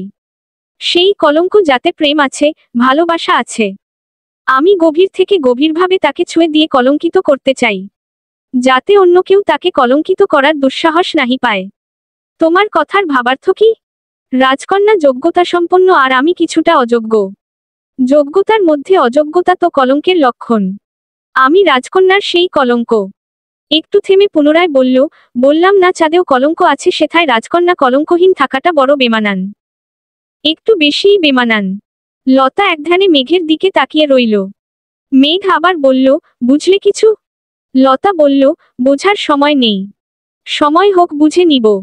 লতা চলে গেল। মেঘরাজও তার গন্তব্যে চলে গেল। সৈন্য সেনার সামনে মাধবী এবং লতা দাঁড়িয়ে আছে। সবার মধ্যে নীরবতা বিরাজমান। নীরবতা ভেঙে লতা বলল, আপনাদের এখানে কেন ডাকা হয়েছে, আপনারা তার সম্পর্কে অবগত? একজন বলল, জি রাজকন্যা। 5 দিন পর যুদ্ধ, তার প্রস্তুতি নেওয়ার জন্য আমাদের এখানে একত্রিত করা হয়েছে। লতা বলল, সে সম্পর্কে আপনাদের কিছু বলার আছে। কিভাবে প্রস্তুতি নিলে ভালো হবে? আপনারা কিভাবে কাজ করতে চান? অপর একজন বলল, রাজকন্যা যেটা ভালো মনে করবে আমরা সেটাই করব। লতা বলল, ভুল করছেন আপনারা। রাজকন্যা এখানে নিতান্তই তুচ্ছ ব্যক্তি। আপনাদের সাথে আমার তুলনা হয় না। আপনারা যুদ্ধবিদ্যায় পারদর্শিতার সাথে বহু যুদ্ধ অংশগ্রহণ করার অভিজ্ঞতা সম্পন্ন ব্যক্তি। আমি যুদ্ধবিদ্যায় পারদর্শিতা অর্জন করলেও এরূপ যুদ্ধ কখনো করিনি, সেক্ষেত্রে আমি আপনাদের তুলনায় নগণ্য। আর সবসময় একজন ব্যক্তির উক্তি যে সঠিক হবে তেমন নয়। রাজকন্যা, তিনি মানুষ, ভুলের বাহিরে নন। আমার কোন সিদ্ধান্ত আপনাদের কাছে ভুল মনে হলে আপনারা সে সম্পর্কে আমাকে জানাবেন। আপনাদের মতামতের উপর আমি ঠিক না ভুল তা নির্ধারণ করব। আমার সিদ্ধান্ত ভুল হলে অবশ্যই তা বদলে নেওয়া উচিত। লতা একটু থেমে পুনরায় বলল, আমরা সবাই একত্রে যুদ্ধ করতে যাব। অর্থাৎ আমরা সবাই এক। যুদ্ধক্ষেত্র আমরা আমাদের জন্য লড়াই করব। যুদ্ধের বিষয় যাই হোক না কেন, যুদ্ধ আমরা সকলে বেঁচে ফিরে আসার জন্য করব। যুদ্ধক্ষেত্রে আমাদের একটাই উদ্দেশ্য থাকবে, সেটা হলো সবার হাত ধরে যেভাবে গিয়েছিলাম সেভাবেই ফিরে আসব। এখন আপনারা বলতে পারেন, যুদ্ধ মানেই রক্তপাত, সেখানে মৃত্যু ঘটবেই। তাই আমরা সবাই বেঁচে ফিরব, তার নিশ্চয়তা কি? এখানেই একটাই কথা, আমাদের উদ্দেশ্য জয়ের সাথে জীবন নিয়ে ফেরা। তবে যুদ্ধক্ষেত্রে দুর্ঘটনার সম্মুখীন হলে তাকে ভালোবেসে গ্রহণ করা। আপনাদের এখন প্রশ্ন, তাহলে সবাই বেঁচে ফিরে আসবো এটা কেন বললাম? এটা বলার কারণ, দেহ ফিরে না আসতে পারে কিন্তু আত্মা সে ফিরবে। তখন ফিরবে যখন তার মৃত্যুতে জয়ের আনন্দ থাকবে। আমার উপরোক্ত কথার একটাই মানে, জয়লাভ। জয়ের মধ্যে আমরা সবাই জীবন্ত, মৃত্যু পরাজিত আমাদের জয়ের মধ্যে। আশা করি আপনারা বুঝতে পেরেছেন। সবাই একত্রে হ্যাঁ সূচক শব্দ করল। লতা বলল, আমি আপনাদের কারো স্বাধীনতায় হস্তক্ষেপ করব না। রাজারা তার সৈন্যদের কখনো জিজ্ঞেস করে না তারা স্বেচ্ছায় যুদ্ধে যেতে চায় কিনা, হয়তো বা জিজ্ঞেস করে কিন্তু আমি জানি না। জিজ্ঞেস না করার ক্ষেত্রে দেখা যায় আপনাদের মধ্যে অনেকে বাধ্য হয়ে যুদ্ধে যান। যারা বাধ্য হয়ে যান তাদের মধ্যে জয়লাভের বিশ্বাস থাকে না, তারা যুদ্ধক্ষেত্রে মনোবল হারিয়ে ফেলে। আমি চাই না আপনাদের মধ্যে কেউ বাধ্য হয়ে আমার সাথে যাক। এটা যুদ্ধক্ষেত্র, এখানে যে কোনো কিছু ঘটতে পারে। যুদ্ধক্ষেত্রে মৃত্যু খুব সাধারণ শব্দ। এখানে মৃত্যুর অর্থ এক সৈনিকের গল্প, তার বীরত্বের গল্প। আমি চাই না বীরত্বের ময়দানে কোন বীর বাধ্য হয়ে যাক। আপনাদের মধ্যে যারা স্বেচ্ছায় যুদ্ধ করতে চান তারাই থাকুন, বাকিরা দয়া করে স্থান ত্যাগ করুন। সবাই নিশ্চুপ হয়ে দাঁড়িয়ে রইল। তাদের মধ্যে থেকে একজন বলল, আমরা চলে গেলে আমাদের পারিশ্রমিক দেওয়া হবে না। আমাদের পরিবার না খেতে পেয়ে মারা যাবে। তার থেকে আমরা যুদ্ধ গিয়ে শহীদ হতে চাই। যুদ্ধে জয়লাভ করলে রাজা সকল শহীদের পরিবারের ভরণপোষণের দায়িত্ব নেবেন। তাই লতা তাকে মাঝপথে থামিয়ে দিয়ে বলল, আপনাদের মধ্যে যাদের মনে হয় আপনারা এখান থেকে চলে গেলে পারিশ্রমিক পাবেন না, তারা সবাই যান। আমি আপনাদের কথা দিচ্ছি, আপনারা নিজেদের কাজের বিনিময়ে যত পারিশ্রমিক পেতেন সেটা আপনাদের দেওয়া হবে। বীরঙ্গলতা জোরপূর্বক কাউকে নিজের সঙ্গ দিতে নেবে না। যদি পারিশ্রমিকটা মূল বিষয় হয় তবে আমি বীরঙ্গলতা কথা দিচ্ছি, আপনাদের পারিশ্রমিক দেওয়া হবে। যুদ্ধ ছাড়া পারিশ্রমিক পাওয়া যাবে শুনে অনেকের মধ্যে হট্টগোল শোনা গেল। যুদ্ধে গিয়ে জীবন নিয়ে ফিরে আসবে তার কোন নিশ্চয়তা নেই। বিনা কাজে পারিশ্রমিক পাওয়া গেলে ক্ষতি কি? ধীরে ধীরে জায়গাটা বেশ খালি হয়ে গেল। অর্ধেকের বেশি সৈন্য সেখান থেকে চলে গেল। মাধবী সবার চলে যাওয়া দেখে কিছুটা বিস্ময়িত হল। এরা এই রাজ্যের শ্রেষ্ঠ বীর, যাদের নিয়ে রাজা বড় বড় যুদ্ধে অংশ নিতেন? কিভাবে সম্ভব? মাধবী লতার উদ্দেশ্য বলল, সবাই তো চলে গেল লতা, আমরা যুদ্ধ কাদের নিয়ে করব? আমি তো ভেবে পাচ্ছি না, এরা আমাদের রাজ্যের বীর সৈনিক, যারা বিনা কাজে পারিশ্রমিক পাওয়ার কথা শুনে চলে গেল। আচ্ছা, এতদিন রাজা এদের নিয়ে যুদ্ধ জয় কিভাবে করত? লতা মাধবীকে বলল, সামনে তাকিয়ে দেখো। মাধবী নিজের সামনে তাকালো। সেখানে শখানেক সৈন্য দাঁড়িয়ে আছে। লতা বলল, এরা সেই বীর যাদের জন্য রাজা যুদ্ধে জয়লাভ করতেন। আর যারা চলে গেল তারা হলো ভাগ্যের জোরে যুদ্ধ থেকে বেঁচে আসা সৈনিক। মাধবী লতার কথার ভাবার্থ বোঝার জন্য সৈন্যগুলোর দিকে তাকালো। মাধবী তাদের উদ্দেশ্য বলল, তোমরা চলে যাচ্ছ না কেন? কাজ না করলেও যেখানে তোমরা পারিশ্রমিক পাবে সেখানে কাজ করার কি প্রয়োজনীয়তা? দাঁড়িয়ে থাকা সৈনিকের মধ্যে থেকে একজন বলল, আমরা রাজ্যের জন্য কাজ করতে এসেছি, নিজেদের জন্য নয়। তবুও পারিশ্রমিক পাচ্ছি, এটা আমাদের বাড়তি পাওনা। আমরা অস্ত্রবিদ্যা শিখেছি, যুদ্ধের ময়দান থেকে পালিয়ে যাওয়ার জন্য নয়। আজ যদি আমরা রাজকন্যার পাশ থেকে সরে যাই তবে আমাদের তলোয়ার আমাদের দিকে প্রশ্ন করবে, তার ব্যবহার আমরা কোথায় করব? কেন আমরা তার ব্যবহার শিখেছি? পালিয়ে আসার জন্য? আমাদের তখন প্রশ্নের জবাব দিতে গিয়ে পালাতে হবে। সে যন্ত্রণা মৃত্যুর থেকেও ভয়াবহ। লতা বলল, নিশ্চিত মৃত্যু জেনেও তোমরা যুদ্ধ যেতে চাও? মার্জনা করবেন রাজকন্যা, কিছুক্ষণ পূর্বে আপনি বলেছেন বীররা কখনো পরাজয়ের কথা কল্পনা করে না। আমরা হয়তো সংখ্যায় কম কিন্তু মনোবলে অনেকটা বেশি। আমরা পরাজয়ের জন্য নয়, জয়ের জন্য যাচ্ছি। লতা বলল, মাধবী এখনো ভয় হচ্ছে? মাধবী না সূচক মাথা নাড়াল। লতা বলল, তাহলে দেরি কিসের? সবাই প্রস্তুত হও। জয় আমাদের কাছে, পরাজিত হবে আমরা নই। সবাই সম্মতি জানালো। খানিক সৈন্য নিয়ে শুরু হলো যুদ্ধের প্রস্তুতি। খানিক সৈন্যের প্রস্তুতির ভার দেওয়া হলো রাজসেনাপতির উপর। কারণ সৈন্যদের মধ্য থেকে তখন উপরোক্ত কথাগুলো সেনাপতি বলছিল। বীরঙ্গলতার মতে সে যজ্ঞ যুদ্ধের সঠিক কলাকৌশল শেখানোর জন্য। লতা সেনাপতির উদ্দেশ্য বলল, আমরা জন আপনার কাছে নগণ্য। আপনি বহু বছর রাজ্যের সেনাপতি হিসাবে আছে, বহু যুদ্ধ করেছেন, আপনি আমাদের সঠিক শিক্ষা দিবেন। সেনাপতি বলল, আপনি আমাকে যে দায়িত্ব দিয়েছেন আমি তার যথাযথ সম্মান করব। নিজের কাজ নিখুঁতভাবে শেষ করার চেষ্টা করব। লতা এবার সকলের উদ্দেশ্য বলল, সবাই নিজেদের মতামত জানাবেন। যেখানে মনে হবে এটা ঠিক হচ্ছে না, এভাবে হলে ভালো হতো, সেখানে আপনারা আপনাদের চিন্তার কথা তুলে ধরবেন। যুদ্ধের জন্য আমাদের অস্ত্র একতা। আমরা সবাই এক। আমাদের ভুল আমরা নিজেরা খুঁজে বের করব। সেনাপতি বীরঙ্গলতার দিকে একধানে তাকিয়ে রইল। মনেমনে বলল, একজন রানীর সিদ্ধান্ত এমনি হওয়া উচিত। রাজকন্যা বীরঙ্গলতার রাজত্ব কতটা সুন্দর কাটবে সেটা ভেবে আমার আনন্দ হচ্ছে। মন্ত্রী হন্তদন্ত হয়ে রাজমাতার কক্ষে প্রবেশ করলেন। রাজমাতা মন্ত্রীকে এভাবে প্রবেশ করতে দেখে জিজ্ঞেস করলেন, কিছু ঘটেছে?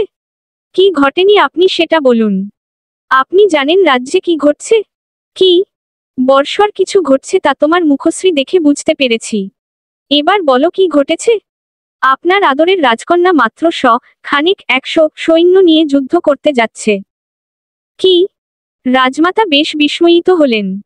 রাজকন্যার সাহস আছে সেটা তিনি মানেন, কিন্তু তাই বলে দুঃসাহস। তবে আর বলছি কি, লতার জন্য এবার আমাদের রাজ্য অন্যের দখলে চলে যাবে। আমাদের স্থান তখন রাজমহলের দাসদাসী হিসাবে হবে। রাজমাতা ঠান্ডা মস্তিষ্কে বললেন, তুমি যাও, বিশ্রাম নাও।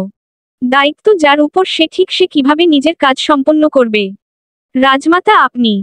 মন্ত্রীকে থামিয়ে দিয়ে কক্ষ ত্যাগ করার নির্দেশনা দিল। এর মধ্যে রাজ্যে ছড়িয়ে গেছে রাজকন্যা বীরঙ্গলতা খানিক সৈন্য নিয়ে শত্রুর মোকাবিলা করতে যাচ্ছে। রাজা এবং রাজমাতা বেশ চিন্তিত হয়ে পড়লেও বীরঙ্গলতাকে বাধা দেননি। কোথাও গিয়ে তাদের মনের মধ্যে বিশ্বাস আছে বীরঙ্গলতা পারবে। পলাশমতী রানীর কক্ষে প্রবেশ করল। রানী পলাশমতীকে দেখে দাসীদের কক্ষ ত্যাগ করার নির্দেশ দিল। দাসীরা চলে যেতে রানী পলাশমতীকে বলল, তোমার অস্ত্রশিক্ষা কেমন চলছে? জি আম্মাজান, ভালো। কতটা ভালো? চলো আজ আমি তোমার পরীক্ষা নিব। পরীক্ষা? হ্যাঁ। পলাশমতী সম্মতি জানালো। রানী তাকে নিয়ে এক সৈন্যের কাছে গেল। পলাশমতীকে সৈন্যর সাথে যুদ্ধ করতে বলল। পলামতী প্রথমে নানা করছিল, কিন্তু আম্মার জেদের কাছে হেরে রাজি হলো। শুরু হলো পলাশমতী এবং সৈন্যের যুদ্ধ। যুদ্ধের এক পর্যায়ে পলাশমতী হেরে গেল। পলাশমতী সৈন্যের আঘাতে মাটিতে লুটিয়ে পড়ল। যদিও সৈন্য ততটা গভীর আঘাত করেনি, তবুও ভারসাম্য রাখতে না পেরে পড়ে গেল। পলাশমতীকে তুলে রানী ক্ষিপ্ত কণ্ঠে বলল, কি শিখছ তুমি? সামান্য এক সৈনিকের কাছে পরাজিত হও? সৈনিক বলল, রানী সাহেবা মার্জনা করবেন, রাজকন্যা ছোট। তার সামর্থ্য অনুযায়ী যথেষ্ট চেষ্টা করেছে। চেষ্টা নয়, সাফল্য চাই আমি। পলাশমতী যে বয়সে চেষ্টা করছে, এই বয়স বীরঙ্গলতার অস্ত্র শত্রুর শিরচ্ছেদ করত। পলাশমতীকে বীরঙ্গলতার থেকে বেশি পারদর্শী হতে হবে। ভবিষ্যতের রানী হওয়ার জন্য তাকে পারতে হবে।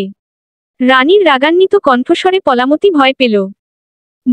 সৈনিক। রানী মনেমনে বলল, পলাশমতী রাজসিংহাসন দখল করা মানে আমার দখল করা। কারণ পলাশমতী আমার সিদ্ধান্তের উপর কোন কথা বলতে পারে না। তাই আমি যেভাবে বলবো সে সেভাবেই রাজত্ব করবে। যুদ্ধের প্রস্তুতি চলছে খুব ভালোভাবে। সৈন্য সংখ্যা কম হতে পারে, কিন্তু তাদের কাজটা অনেক বেশি। লতা বেশ খুশি সবার মনোবল, সাহস দেখে। জয় বা পরাজয় যেটাই ঘটুক না কেন, তাদের মধ্যে কোন ভাবান্তর নেই। সবার মধ্যে একটাই কথা, মৃত্যু দিয়ে হলেও আমরা জয়ী হব। সবার কাজে বেশ খুশি লতা। অন্যদিকে মাধবীর ভয় কেটে গেছে। সবার সাহসিকতার মধ্যে তার একটু ভয় হারিয়ে গেছে। লতা সবার উদ্দেশ্য বলল, কিছু সময় সবাই বিশ্রাম নিন। বিশ্রামের পর আমরা পুনরায় শুরু করব। সবাই সম্মতি জানালো। লতা সেনাপতির উদ্দেশ্য বলল, সবার আহারের দিকটা একটু দেখবেন। আহার করে বিশ্রাম নিক সবাই। তারপর পুনরায় যুদ্ধের প্রস্তুতি শুরু হবে। আমি একটু আসছি, আপনি এদিকটা দেখবেন। সেনাপতি বলল, নিশ্চয় রাজকন্যা। লতা চলে গেল। মাধবী তার পূর্বে রাজমহলে গিয়েছে। তার মাতার জরুরি ডাক পড়েছে। মাধবী তার মাতার কক্ষে প্রবেশ করে বলল, আমাকে ডাকছিলেন আম্মাজান? মাধবীর আম্মা বলল, হ্যাঁ। তুমি সবকিছু ভেবে সিদ্ধান্ত নিয়েছ তো মাধবী? কোন সিদ্ধান্তের কথা বলছেন আপনি? যুদ্ধের সিদ্ধান্ত। দেখো, এত কম সৈন্য নিয়ে জয়লাভ করা সম্ভব, আমার খুব ভয় হচ্ছে। মাধবী মুচকি হেসে আম্মাকে জড়িয়ে ধরল। তারপর বলল, আপনি ভয় পাচ্ছেন কেন আম্মা? বীরদের আম্মার হৃদয়ে ভয় থাকতে নেই। আজ আপনার মনে সংকোচ থাকলে অন্যরা আমার সম্পর্কে কি ভাববে আম্মা? তারা বলবে মাধবী নিজের আম্মার তার বীরত্বের উপর সংশয় রয়েছে, সেখানে আমরা তাকে ভরসা কিভাবে করব? আম্মা, আপনি জানেন না, ঘর থেকে একজন ব্যক্তি তার সাহসের মূলমন্ত্র পায়। মাধবী আম্মা তার দিকে তাকিয়ে রইল। মাধবী বলল, ঘর বলতে আম্মা, আব্বা এবং তাদের বিশ্বাসকে বুঝায়। আপনি আমার ঘরের রানী হয়ে আমার উপর বিশ্বাস রাখতে না পারলে যে আমি নিজের উপর বিশ্বাস হারিয়ে ফেলব। মাধবীর আম্মা বলল, লতাকে বারণ করলে হয় না। তোরা দুজন যদি না পারিস। এতক্ষণ অবধি আমি আপনাকে কি বোঝালাম আম্মা? আমি বুঝেছি, কিন্তু তাও আপনার এত সংশয় কেন? আম্মা, আপনি চান না পরাধীনতার অন্ধকার থেকে মুক্ত হতে? রাতের আধারে যে নির্যাতনের শিকার হন তা থেকে মুক্ত হতে? মাধবী আম্মা চমকে মাধবীর দিকে তাকিয়ে রইল। মাধবী বলল, আম্মা এবং কন্যার সম্পর্ক তৈরি হয় তাদের চোখের ভাষায় হৃদয় পড়ার জন্য। আপনি ভাবলেন কিভাবে আমি আপনার চোখে চোখ রেখে আপনার যন্ত্রণা বুঝতে পারবো না? আম্মাজান, আমি আপনার যন্ত্রণা বুঝি। ছোটবেলায় যখন লতা বড় মানুষের মতো কথা বলতো না, তখন আমি বুঝতে পারতাম না। কথার ভাবার্থ না বুঝলেও এতটুকু বুঝতাম, লতার চিন্তাধারায় নারীদের যন্ত্রণা নেই, নারীদের আনন্দ, সুখ আছে। লতা যখন বলতো রাজ্যের সকল নারীর নিজের মতো বাঁচা উচিত, তখন আমি আপনার স্বাধীনতার কথা ভাবতাম আম্মা। আজ লতা জয়ের জন্য পাগল কেন জানেন? যাতে সে 3 রাজ্যের সকল নারীকে স্বাধীনতা দিতে পারে। আর আমি জয় কেন চাই জানেন? আপনার জন্য আম্মাজান। শুধুমাত্র আপনার জন্য। আমি জানি না আব্বাজানকে কখনো বদলাতে পারবো কিনা, তবে আপনার উপর নির্যাতনকে আমি বদলাবো। এই যুদ্ধে জয়লাভ করে বদলাবো। তাই আমাকে বাধা না দিয়ে সাহস দিন আম্মা। সাহস দিন। এই লাইনটি আমি যেভাবে কল্পনা করেছি, আপনারা সেভাবে একজনও করলে আমার লেখা সার্থক। মাধবীর আম্মা নীরব। নীরবতার মধ্য দিয়ে তিনি অনেক কিছু বলছেন, যা মাধবী বুঝতে পারল। রাজা লতার সাথে আলাদা কথা বলার জন্য তাকে নিজ কক্ষে ডাকল। লতা রাজার কক্ষে আসতে তিনি প্রশ্ন করলেন, খানিক সৈনিক দিয়ে তুমি যুদ্ধে জয়লাভ করার আশা রাখছো কিভাবে? সেটা আমার চিন্তা মহারাজ। না, শুধু তোমার চিন্তা নয়। তোমার জয়ের সাথে আমার রাজ্যের ভালো মন্দ নির্ভর করছে। তোমার পরাজয় আমার রাজ্যকে শেষ করে দেবে।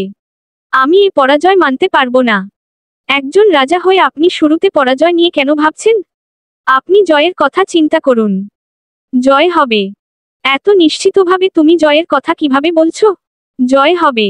জয় হতে বাধ্য। কারণ এ এক কন্যার লড়াই। এখানে পরাজয়ের কোন শব্দ আসতে পারে না। আমি আসতে দেব না। যুদ্ধ যতই কঠিন হোক, জয় নিয়ে তবে ফিরব। আপনি শুধু শুধু চিন্তা না করে নিজ কাজে মন দিন।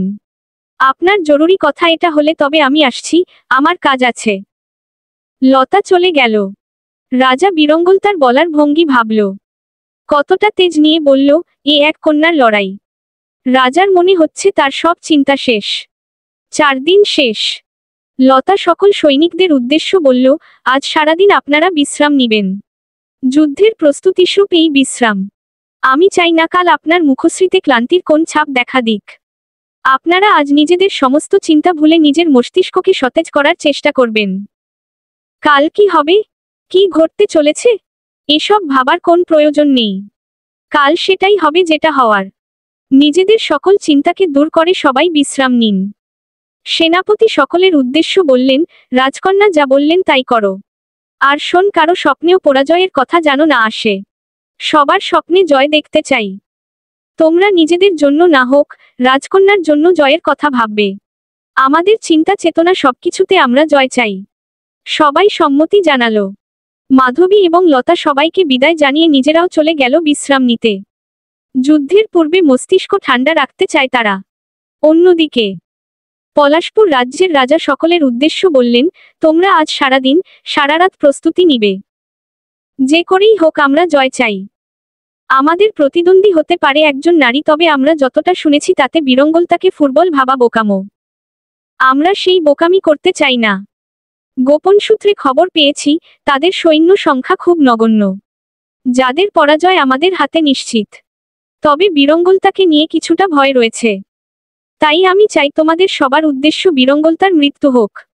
তোমরা সবাই বীরঙ্গলতার প্রতি বিশেষভাবে লক্ষ্য দিবে। কালকের যুদ্ধ বীরঙ্গলতার জীবনে প্রথম এবং শেষ যুদ্ধ হোক। সবাই রাজার কথামতো প্রস্তুতি নিচ্ছে। যুদ্ধের দিন রাজা রাজমাতার থেকে অনুমতি নিয়ে বীরঙ্গলতা চলল যুদ্ধক্ষেত্রে। মাধবীও সকলের থেকে অনুমতি নিল। সবশেষে নিজের আম্মাকে চোখের ইশারায় চিন্তামুক্ত থাকার আশ্বাস দিল। যুদ্ধক্ষেত্রে শুরু হলো ভয়াবহ যুদ্ধ। অপরপক্ষের হাজার হাজার সৈন্য। সেখানে বীরঙ্গলতার সৈন্য সংখ্যা খুবই নগণ্য, কিন্তু তারা কেউ ভয় পাচ্ছে না। তাদের চোখে মুখে জয়ের প্রত্যাশা দেখা দিচ্ছে। চারদিকে রক্তপাত। শুরু হয়েছে এক ভয়াবহ যুদ্ধ। আপাতত বীরঙ্গলতার কোন সৈন্য এখন অবধি নিহত হয়নি, তবে অপরপক্ষের বেশ কিছু সৈন্য ইতিমধ্যে মারা গেছে। বীরঙ্গলতার অস্ত্র চালনা দেখে অপরপক্ষের সৈন্যরা বেশ ভয় পাচ্ছে। এক আঘাতে একের অধিক সৈন্যের শিরচ্ছেদ করছে বীরঙ্গলতা। বীরঙ্গলতার পুরো মুখশ্রী কাপড়ে মোড়ানো, শুধু আখিজুল বের করা। সেই আখিজুগলের তেজ দেখে সৈন্যরা বেশ ভয় পাচ্ছে। সৈন্যরা বুঝতে পারল যুদ্ধের সঠিক পদ্ধতি অবলম্বনে তাকে আঘাত করা সম্ভব হবে না। অন্যদিকে মাধবীলতা বেশ লড়াই করছে। তারও শুধু আখিজুল বাহিরে বের করা। মাধবী এবং লতার যুদ্ধের সাজ এটা। এই সাজ লতার আবিষ্কার। তার ভালো লাগে নিজের চোখের হিংস্রতায় শত্রুর ভয়মিশ্রিত মুখশ্রী দেখতে। বীরঙ্গলতার সৈন্য সংখ্যা কম হতে পারে, কিন্তু তাদের পারদর্শিতা কয়েক হাজার সৈন্যের থেকে বেশি। অপরপক্ষের কিছু সৈন্য পিছু হটছে, তবে অনেকে ভয় পাচ্ছে না। যুদ্ধের এক পর্যায়ে পলাশপুরের রাজকুমার কৌশলে বীরঙ্গলতার পিছনে চলে গেল। পিছন থেকে আঘাত হানবে এমন সময় লতা লাফ দিয়ে উল্টো পাশে চলে গেল। রাজকুমারের আঘাতে তাদের সৈন্য নিহত হল। রাজকুমার ক্ষিপ্ত চোখে বীরঙ্গলতার দিকে তাকালো। লতা চোখের ভাষায় বুঝিয়ে দিল, শত্রুর উপস্থিতি যেদিকেই থাকুক, বীরঙ্গলতা অনুভব শক্তি তার থেকে প্রখর। রাজকুমার পুনরায় বীরঙ্গলতাকে আঘাত করতে গেল। লতা তার অস্ত্র দিয়ে আঘাত সামলে নিল।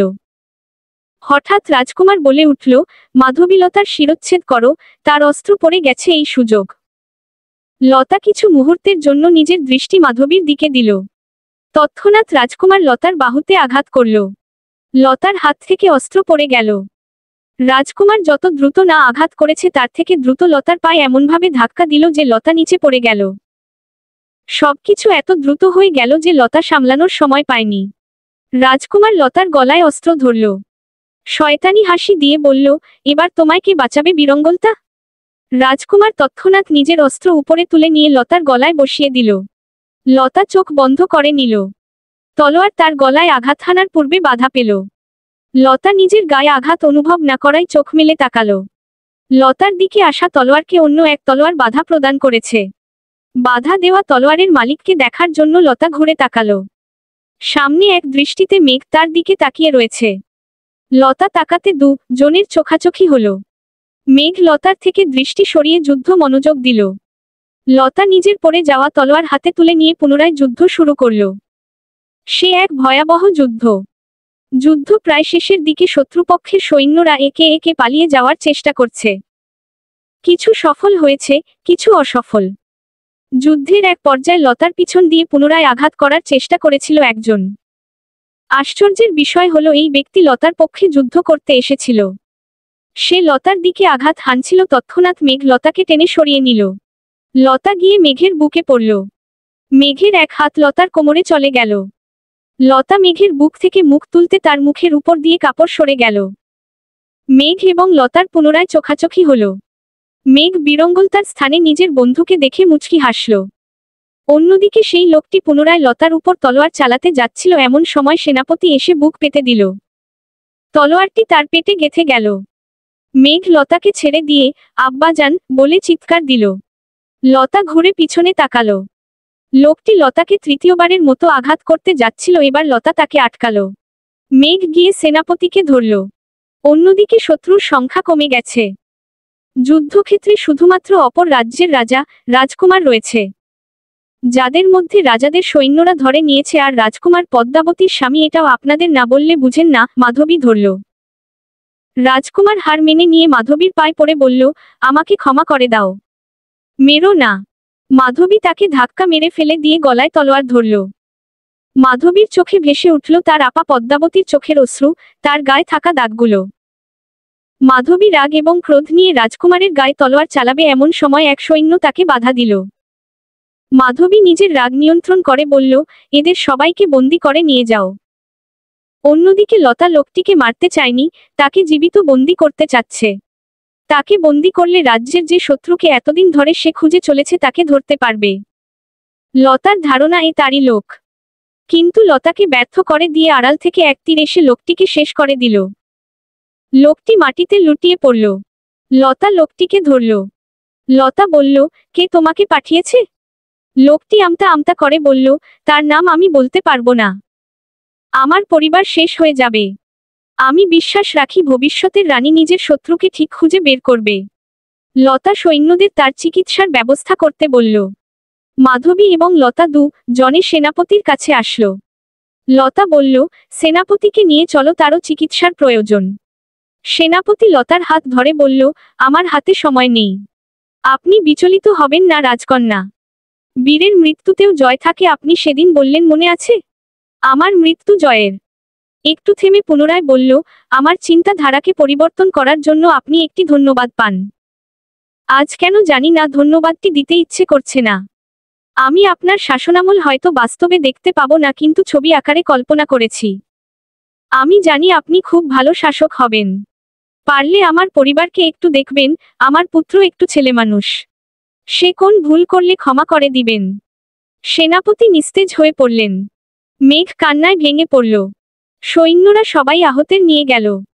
তাদের চিকিৎসা শুরু হলো, কিন্তু সেনাপতি এবং সেই লোকটিকে বাঁচানো সম্ভব হয়নি। লতার সৈন্যদের মধ্যে তারা জন মারা গেল এবং কিছু আহত হয়েছে, যাদের চিকিৎসা চলছে। আশা করা যায় সুস্থ হয়ে যাবে। কেটে গেল দুদিন। সেনাপতির শোকে রাজ্য শোকাহত। লতার সাথে দুদিন মেঘের সাক্ষাৎ হলেও সেভাবে কথা হয়নি। মেঘ তার পিতার মৃত্যুতে বেশ কষ্ট পেয়েছে। কষ্ট পাওয়াটা স্বাভাবিক। লতারাও বেশ কষ্ট পেয়েছে। যে টা দিন সেনাপতিকে পেয়েছে তাতে তার আচরণ, তার দায়িত্ববোধে তারা মুগ্ধ ছিল। তার মতো সেনাপতির রাজ্যে প্রয়োজন ছিল। মেঘরাজ মনমরা হয়ে তাদের ঘরে বসেছিল। পাশের ঘরে তার আম্মা এবং বোন নীরবে কান্না করছে। মাধবী তাদের ঘরের সামনে এসে শব্দ করল, আসবো? ভিতর থেকে মেঘের আম্মা এসে বলল, হ্যাঁ আসুন। আপনি এখানে? মাধবী এগিয়ে গিয়ে বলল, আমাকে আপনি বলে সম্বোধন করবেন না কাকি আম্মা। আমি আপনার কন্যার মতো। আচ্ছা, তুমি এখানে?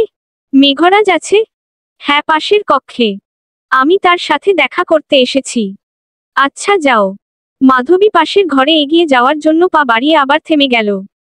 তারপর বলল, দুদিন ধরে লতা এবং আমি আপনাদের বোঝানোর চেষ্টা করেছি, আমরা জানি না আমাদের কথা আপনারা বুঝতে পারছেন কিনা। তবুও শেষবারের মতো বলছি, বীরের মৃত্যুতে কষ্ট নয়, শ্রদ্ধা থাকতে হয়। আপনারা তার জন্য কষ্ট না পেয়ে তার মহৎ কাজের জন্য তার প্রতি সম্মান, শ্রদ্ধা এবং ভালোবাসা নিবেদিত করুন। তিনি ওপারে বসে হয়তো সেটাই চাচ্ছেন। মেঘে আম্মা মাথা নাড়িয়ে গিয়ে কন্যার পাশে বসল। মাধবী মেঘের কক্ষে গেল। মেঘ আনমনে বসে আছে। মাধবী গিয়ে তার কাঁধে হাত রাখল। মেঘ হচ্চকিয়ে উঠল। মেঘ বলল, কে? আমি। মেঘ এবার মাধবীকে দেখল। মাধবী মেঘের পাশে বসল। বেশ শান্ত কণ্ঠে বলল, কষ্ট পাচ্ছ? জানি না। এরকম কোন উত্তর হয় না। দুদিন ধরে দেখছি তোমায়, আর কত কষ্ট পাবে? পৃথিবীতে কেউ সারা জীবন থাকবে না। কেন বুঝতে পারছো না? পারছি। তবে সেদিন যদি আমি একটু বেশি মনোযোগী হতাম তবে হয়তো আমার আব্বা বেঁচে থাকতো। দেখো সেদিন তো তোমার ওখানে যাওয়ার কথা ছিল না। তবুও তুমি গিয়েছিলে, লতাকে বাঁচিয়েছ। আমাদের সাথে যুদ্ধ করেছ, এটাই তো বেশি পাওনা। মৃত্যু কার কখন হবে এটা তো আমরা কেউ বলতে পারি না। তুমি এতটা ভেঙে পড়লে কিভাবে চলবে? তোমার আম্মা, বোন, তাদের দায়িত্ব নিতে হবে না তোমার? তুমি এখানে ভেঙে পড়ছো, তারা ওখানে ভেঙে পড়ছে। তোকে কাকে সামলাবে? মেঘ হঠাৎ মাধবীর দিকে ভালোভাবে তাকালো। তার মাধবী কথা শুনতে একদম ভালো লাগছে না। মাধবীর মতে মেঘ সেনাপতি পুত্র হওয়ায় সেদিন যুদ্ধক্ষেত্রে গিয়েছিল, কিন্তু সেটা সঠিক নয়। মেঘ তো সেদিন শুধুমাত্র তার রাজকন্যাকে দেখার জন্য গিয়েছিল। মেঘের মাধবী মুখের কথাগুলো শুনতে ইচ্ছে করছে না। এই কথাগুলো সে রাজকন্যার থেকে শুনতে চায়। কিন্তু রাজকন্যা সে কোথায়? মেঘ প্রশ্নটি দমিয়ে রাখতে পারল না। তাই বলল, রাজকন্যা আসেনি? মাধবী বলল, না। তবে সে আমাকে পাঠিয়েছে। কেন? তোমাকে নিয়ে যেতে। আজ লতার শেরপুর রাজ্যের নতুন রানী হিসাবে পরিচিতি পাবে, তাই রাজ্যের সকলকে ডাকা হয়েছে। রাজকন্যা তোমাদের সবাইকে নিতে আমায় পাঠিয়েছে। তোমরা আমাদের বিশেষ অতিথি। তোমরা সেনাপতির পরিবার যে। মেঘ বলল, শুধুমাত্র সেনাপতির পরিবার বলে ডাকতে পাঠালো? মাধবী মেঘের কথার ভাবার্থ বুঝল না। সে তো জানে না মেঘ বারবার রাজমহলের আশেপাশে রাজকন্যার জন্য যেত। তার এই না জানাটা তাকে কোথায় নিয়ে যাবে কে জানে। মাধবী বলল, হ্যাঁ। যাবে না তোমরা? মেঘের আম্মা কক্ষে এসেছেন কিছুটা সময় হলো। তিনিই বললেন, অবশ্যই যাব। আমার স্বামী যাকে এই রাজ্যের যজ্ঞ রানী মানতে, যার জন্য জীবন দিলেন, সেই রানীকে দেখতে আমরা অবশ্যই যাব। অবশ্য সেনাপতির শেষ কাজ সম্পন্ন হওয়া অবধি সে এখানে ছিল, দেখেছি তাকে। তবে রানী হিসাবে দেখিনি, তাছাড়া তখন ততটা গুরুত্ব দেয়নি। তার মৃত্যুতে আমার সবকিছু এলোমেলো হয়ে গিয়েছিল। মেঘের আম্মা কান্না করে দিল। মেঘ গিয়ে তার আম্মাকে জড়িয়ে ধরল। মেঘ বলল, নিজেকে সামলান আম্মা। এক বীরের স্ত্রী আপনি। যে বীর শহীদ হয়েছেন, আপনার খুশি হওয়া উচিত। নিজেদের সামলে মেঘ সবাইকে তৈরি হতে বলল। মাধবীর রাজসভায় কাজ রয়েছে তাই সে মেঘদের অনুমতি নিয়ে চলে যাচ্ছিল। হঠাৎ পিছু ঘুরে মেঘের উদ্দেশ্য বলল, আমরা বন্ধু হতে পারি মেঘ? মেঘ হঠাৎ শুনে কিছুটা থমকে গেল। বেশ কিছুটা সময় নিয়ে বলল, হ্যাঁ হতে পারি। মাধবী খুশি হয়ে চলে গেল। মেঘরা তৈরি হলো রাজসভায় যাওয়ার জন্য। রাজ্যের সবাই একত্রিত হলো। আজ রাজার মুকুট বিরঙ্গলতার মাথায় উঠবে। সবাই খুশি। সবাই সেই মুহূর্তের অপেক্ষা করছে যে মুহূর্তে বিরঙ্গলতা রাজসিংহাসনে বসব। মেঘরাজ সবার মধ্যে অপেক্ষা করছে বিরঙ্গলতার জন্য। তার চোখে যুদ্ধের সময়ে লতার সাথে চোখাচোখি হওয়ার মুহূর্তটা ভেসে উঠেছে। সেদিন প্রথম সে বিরঙ্গলতারূপে রাজকন্যাকে দেখেছে, এর পূর্বে যখন দেখা হয়েছে তখন মেঘ জানত না সে রাজকন্যা। আজ জানে। তাই হৃদয় আলাদা এক অনুভূতির সৃষ্টি হচ্ছে। সবার অপেক্ষার অবসান ঘটিয়ে রাজা, রানী, রাজমাতা সহ লতা এবং মাধবী উপস্থিত হল। সবার প্রথমে রাজমাতা কথা শুরু করলেন, আজ আপনাদের সবাইকে একত্রিত কেন করা হয়েছে, নিশ্চয় আপনারা জানেন? সবাই হ্যাঁ বলে চিৎকার করল। রাজমাতা পুনরায় বললেন, আজ শেরপুর রাজ্যের নতুন রাজা ঠিক করা হবে। কিন্তু আমাদের এবারের শাসক রাজা নয় বরং এক রানী। হ্যাঁ, এক কন্যার হাতে রাজত্ব তুলে দেওয়া হবে। আমাদের বংশে পুত্র নেই, কিন্তু কন্যা আছে। আর সে প্রমাণ করে দিয়েছে এই রাজ্য সামলানোর জন্য সে কতটা যোগ্য। যোগ্যতার লড়াইয়ে বিরঙ্গলতা জয়ী। তাই আজ এই রাজ্যের দায়ভার বিরঙ্গলতার হাতে তুলে দেওয়া হবে। এবার রাজা বললেন, আর সময় অপচয় করব না। এবার রাজ সিংহাসনে বিরঙ্গলতাকে বসানো হবে। তার মাথায় রাজমুকুট পরিয়ে দিবেন স্বয়ং রাজমাতা। রাজমাতা বললেন, তার পূর্বে আপনাদের আরও একটি তথ্য জানা উচিত। সেটি হলো বিরঙ্গলতার অবর্তমানে এই রাজ্য পরিচালনা করবে মন্ত্রীকন্যা মাধবীলতা। মাধবীলতাকে সেই দায়িত্ব দেওয়া হলো। সর্বোপরি এই রাজ্যের শাসনামলের দায়িত্ব আজ থেকে বিরঙ্গলতা এবং মাধবীলতার উপর দেওয়া হলো। এরপর রাজা বিরঙ্গলতাকে রাজসিংহাসনে বসালো। রাজমাতা সবার অনুমতিক্রমে রাজমুকুট বিরঙ্গলতার মাথায় তুলে দিল।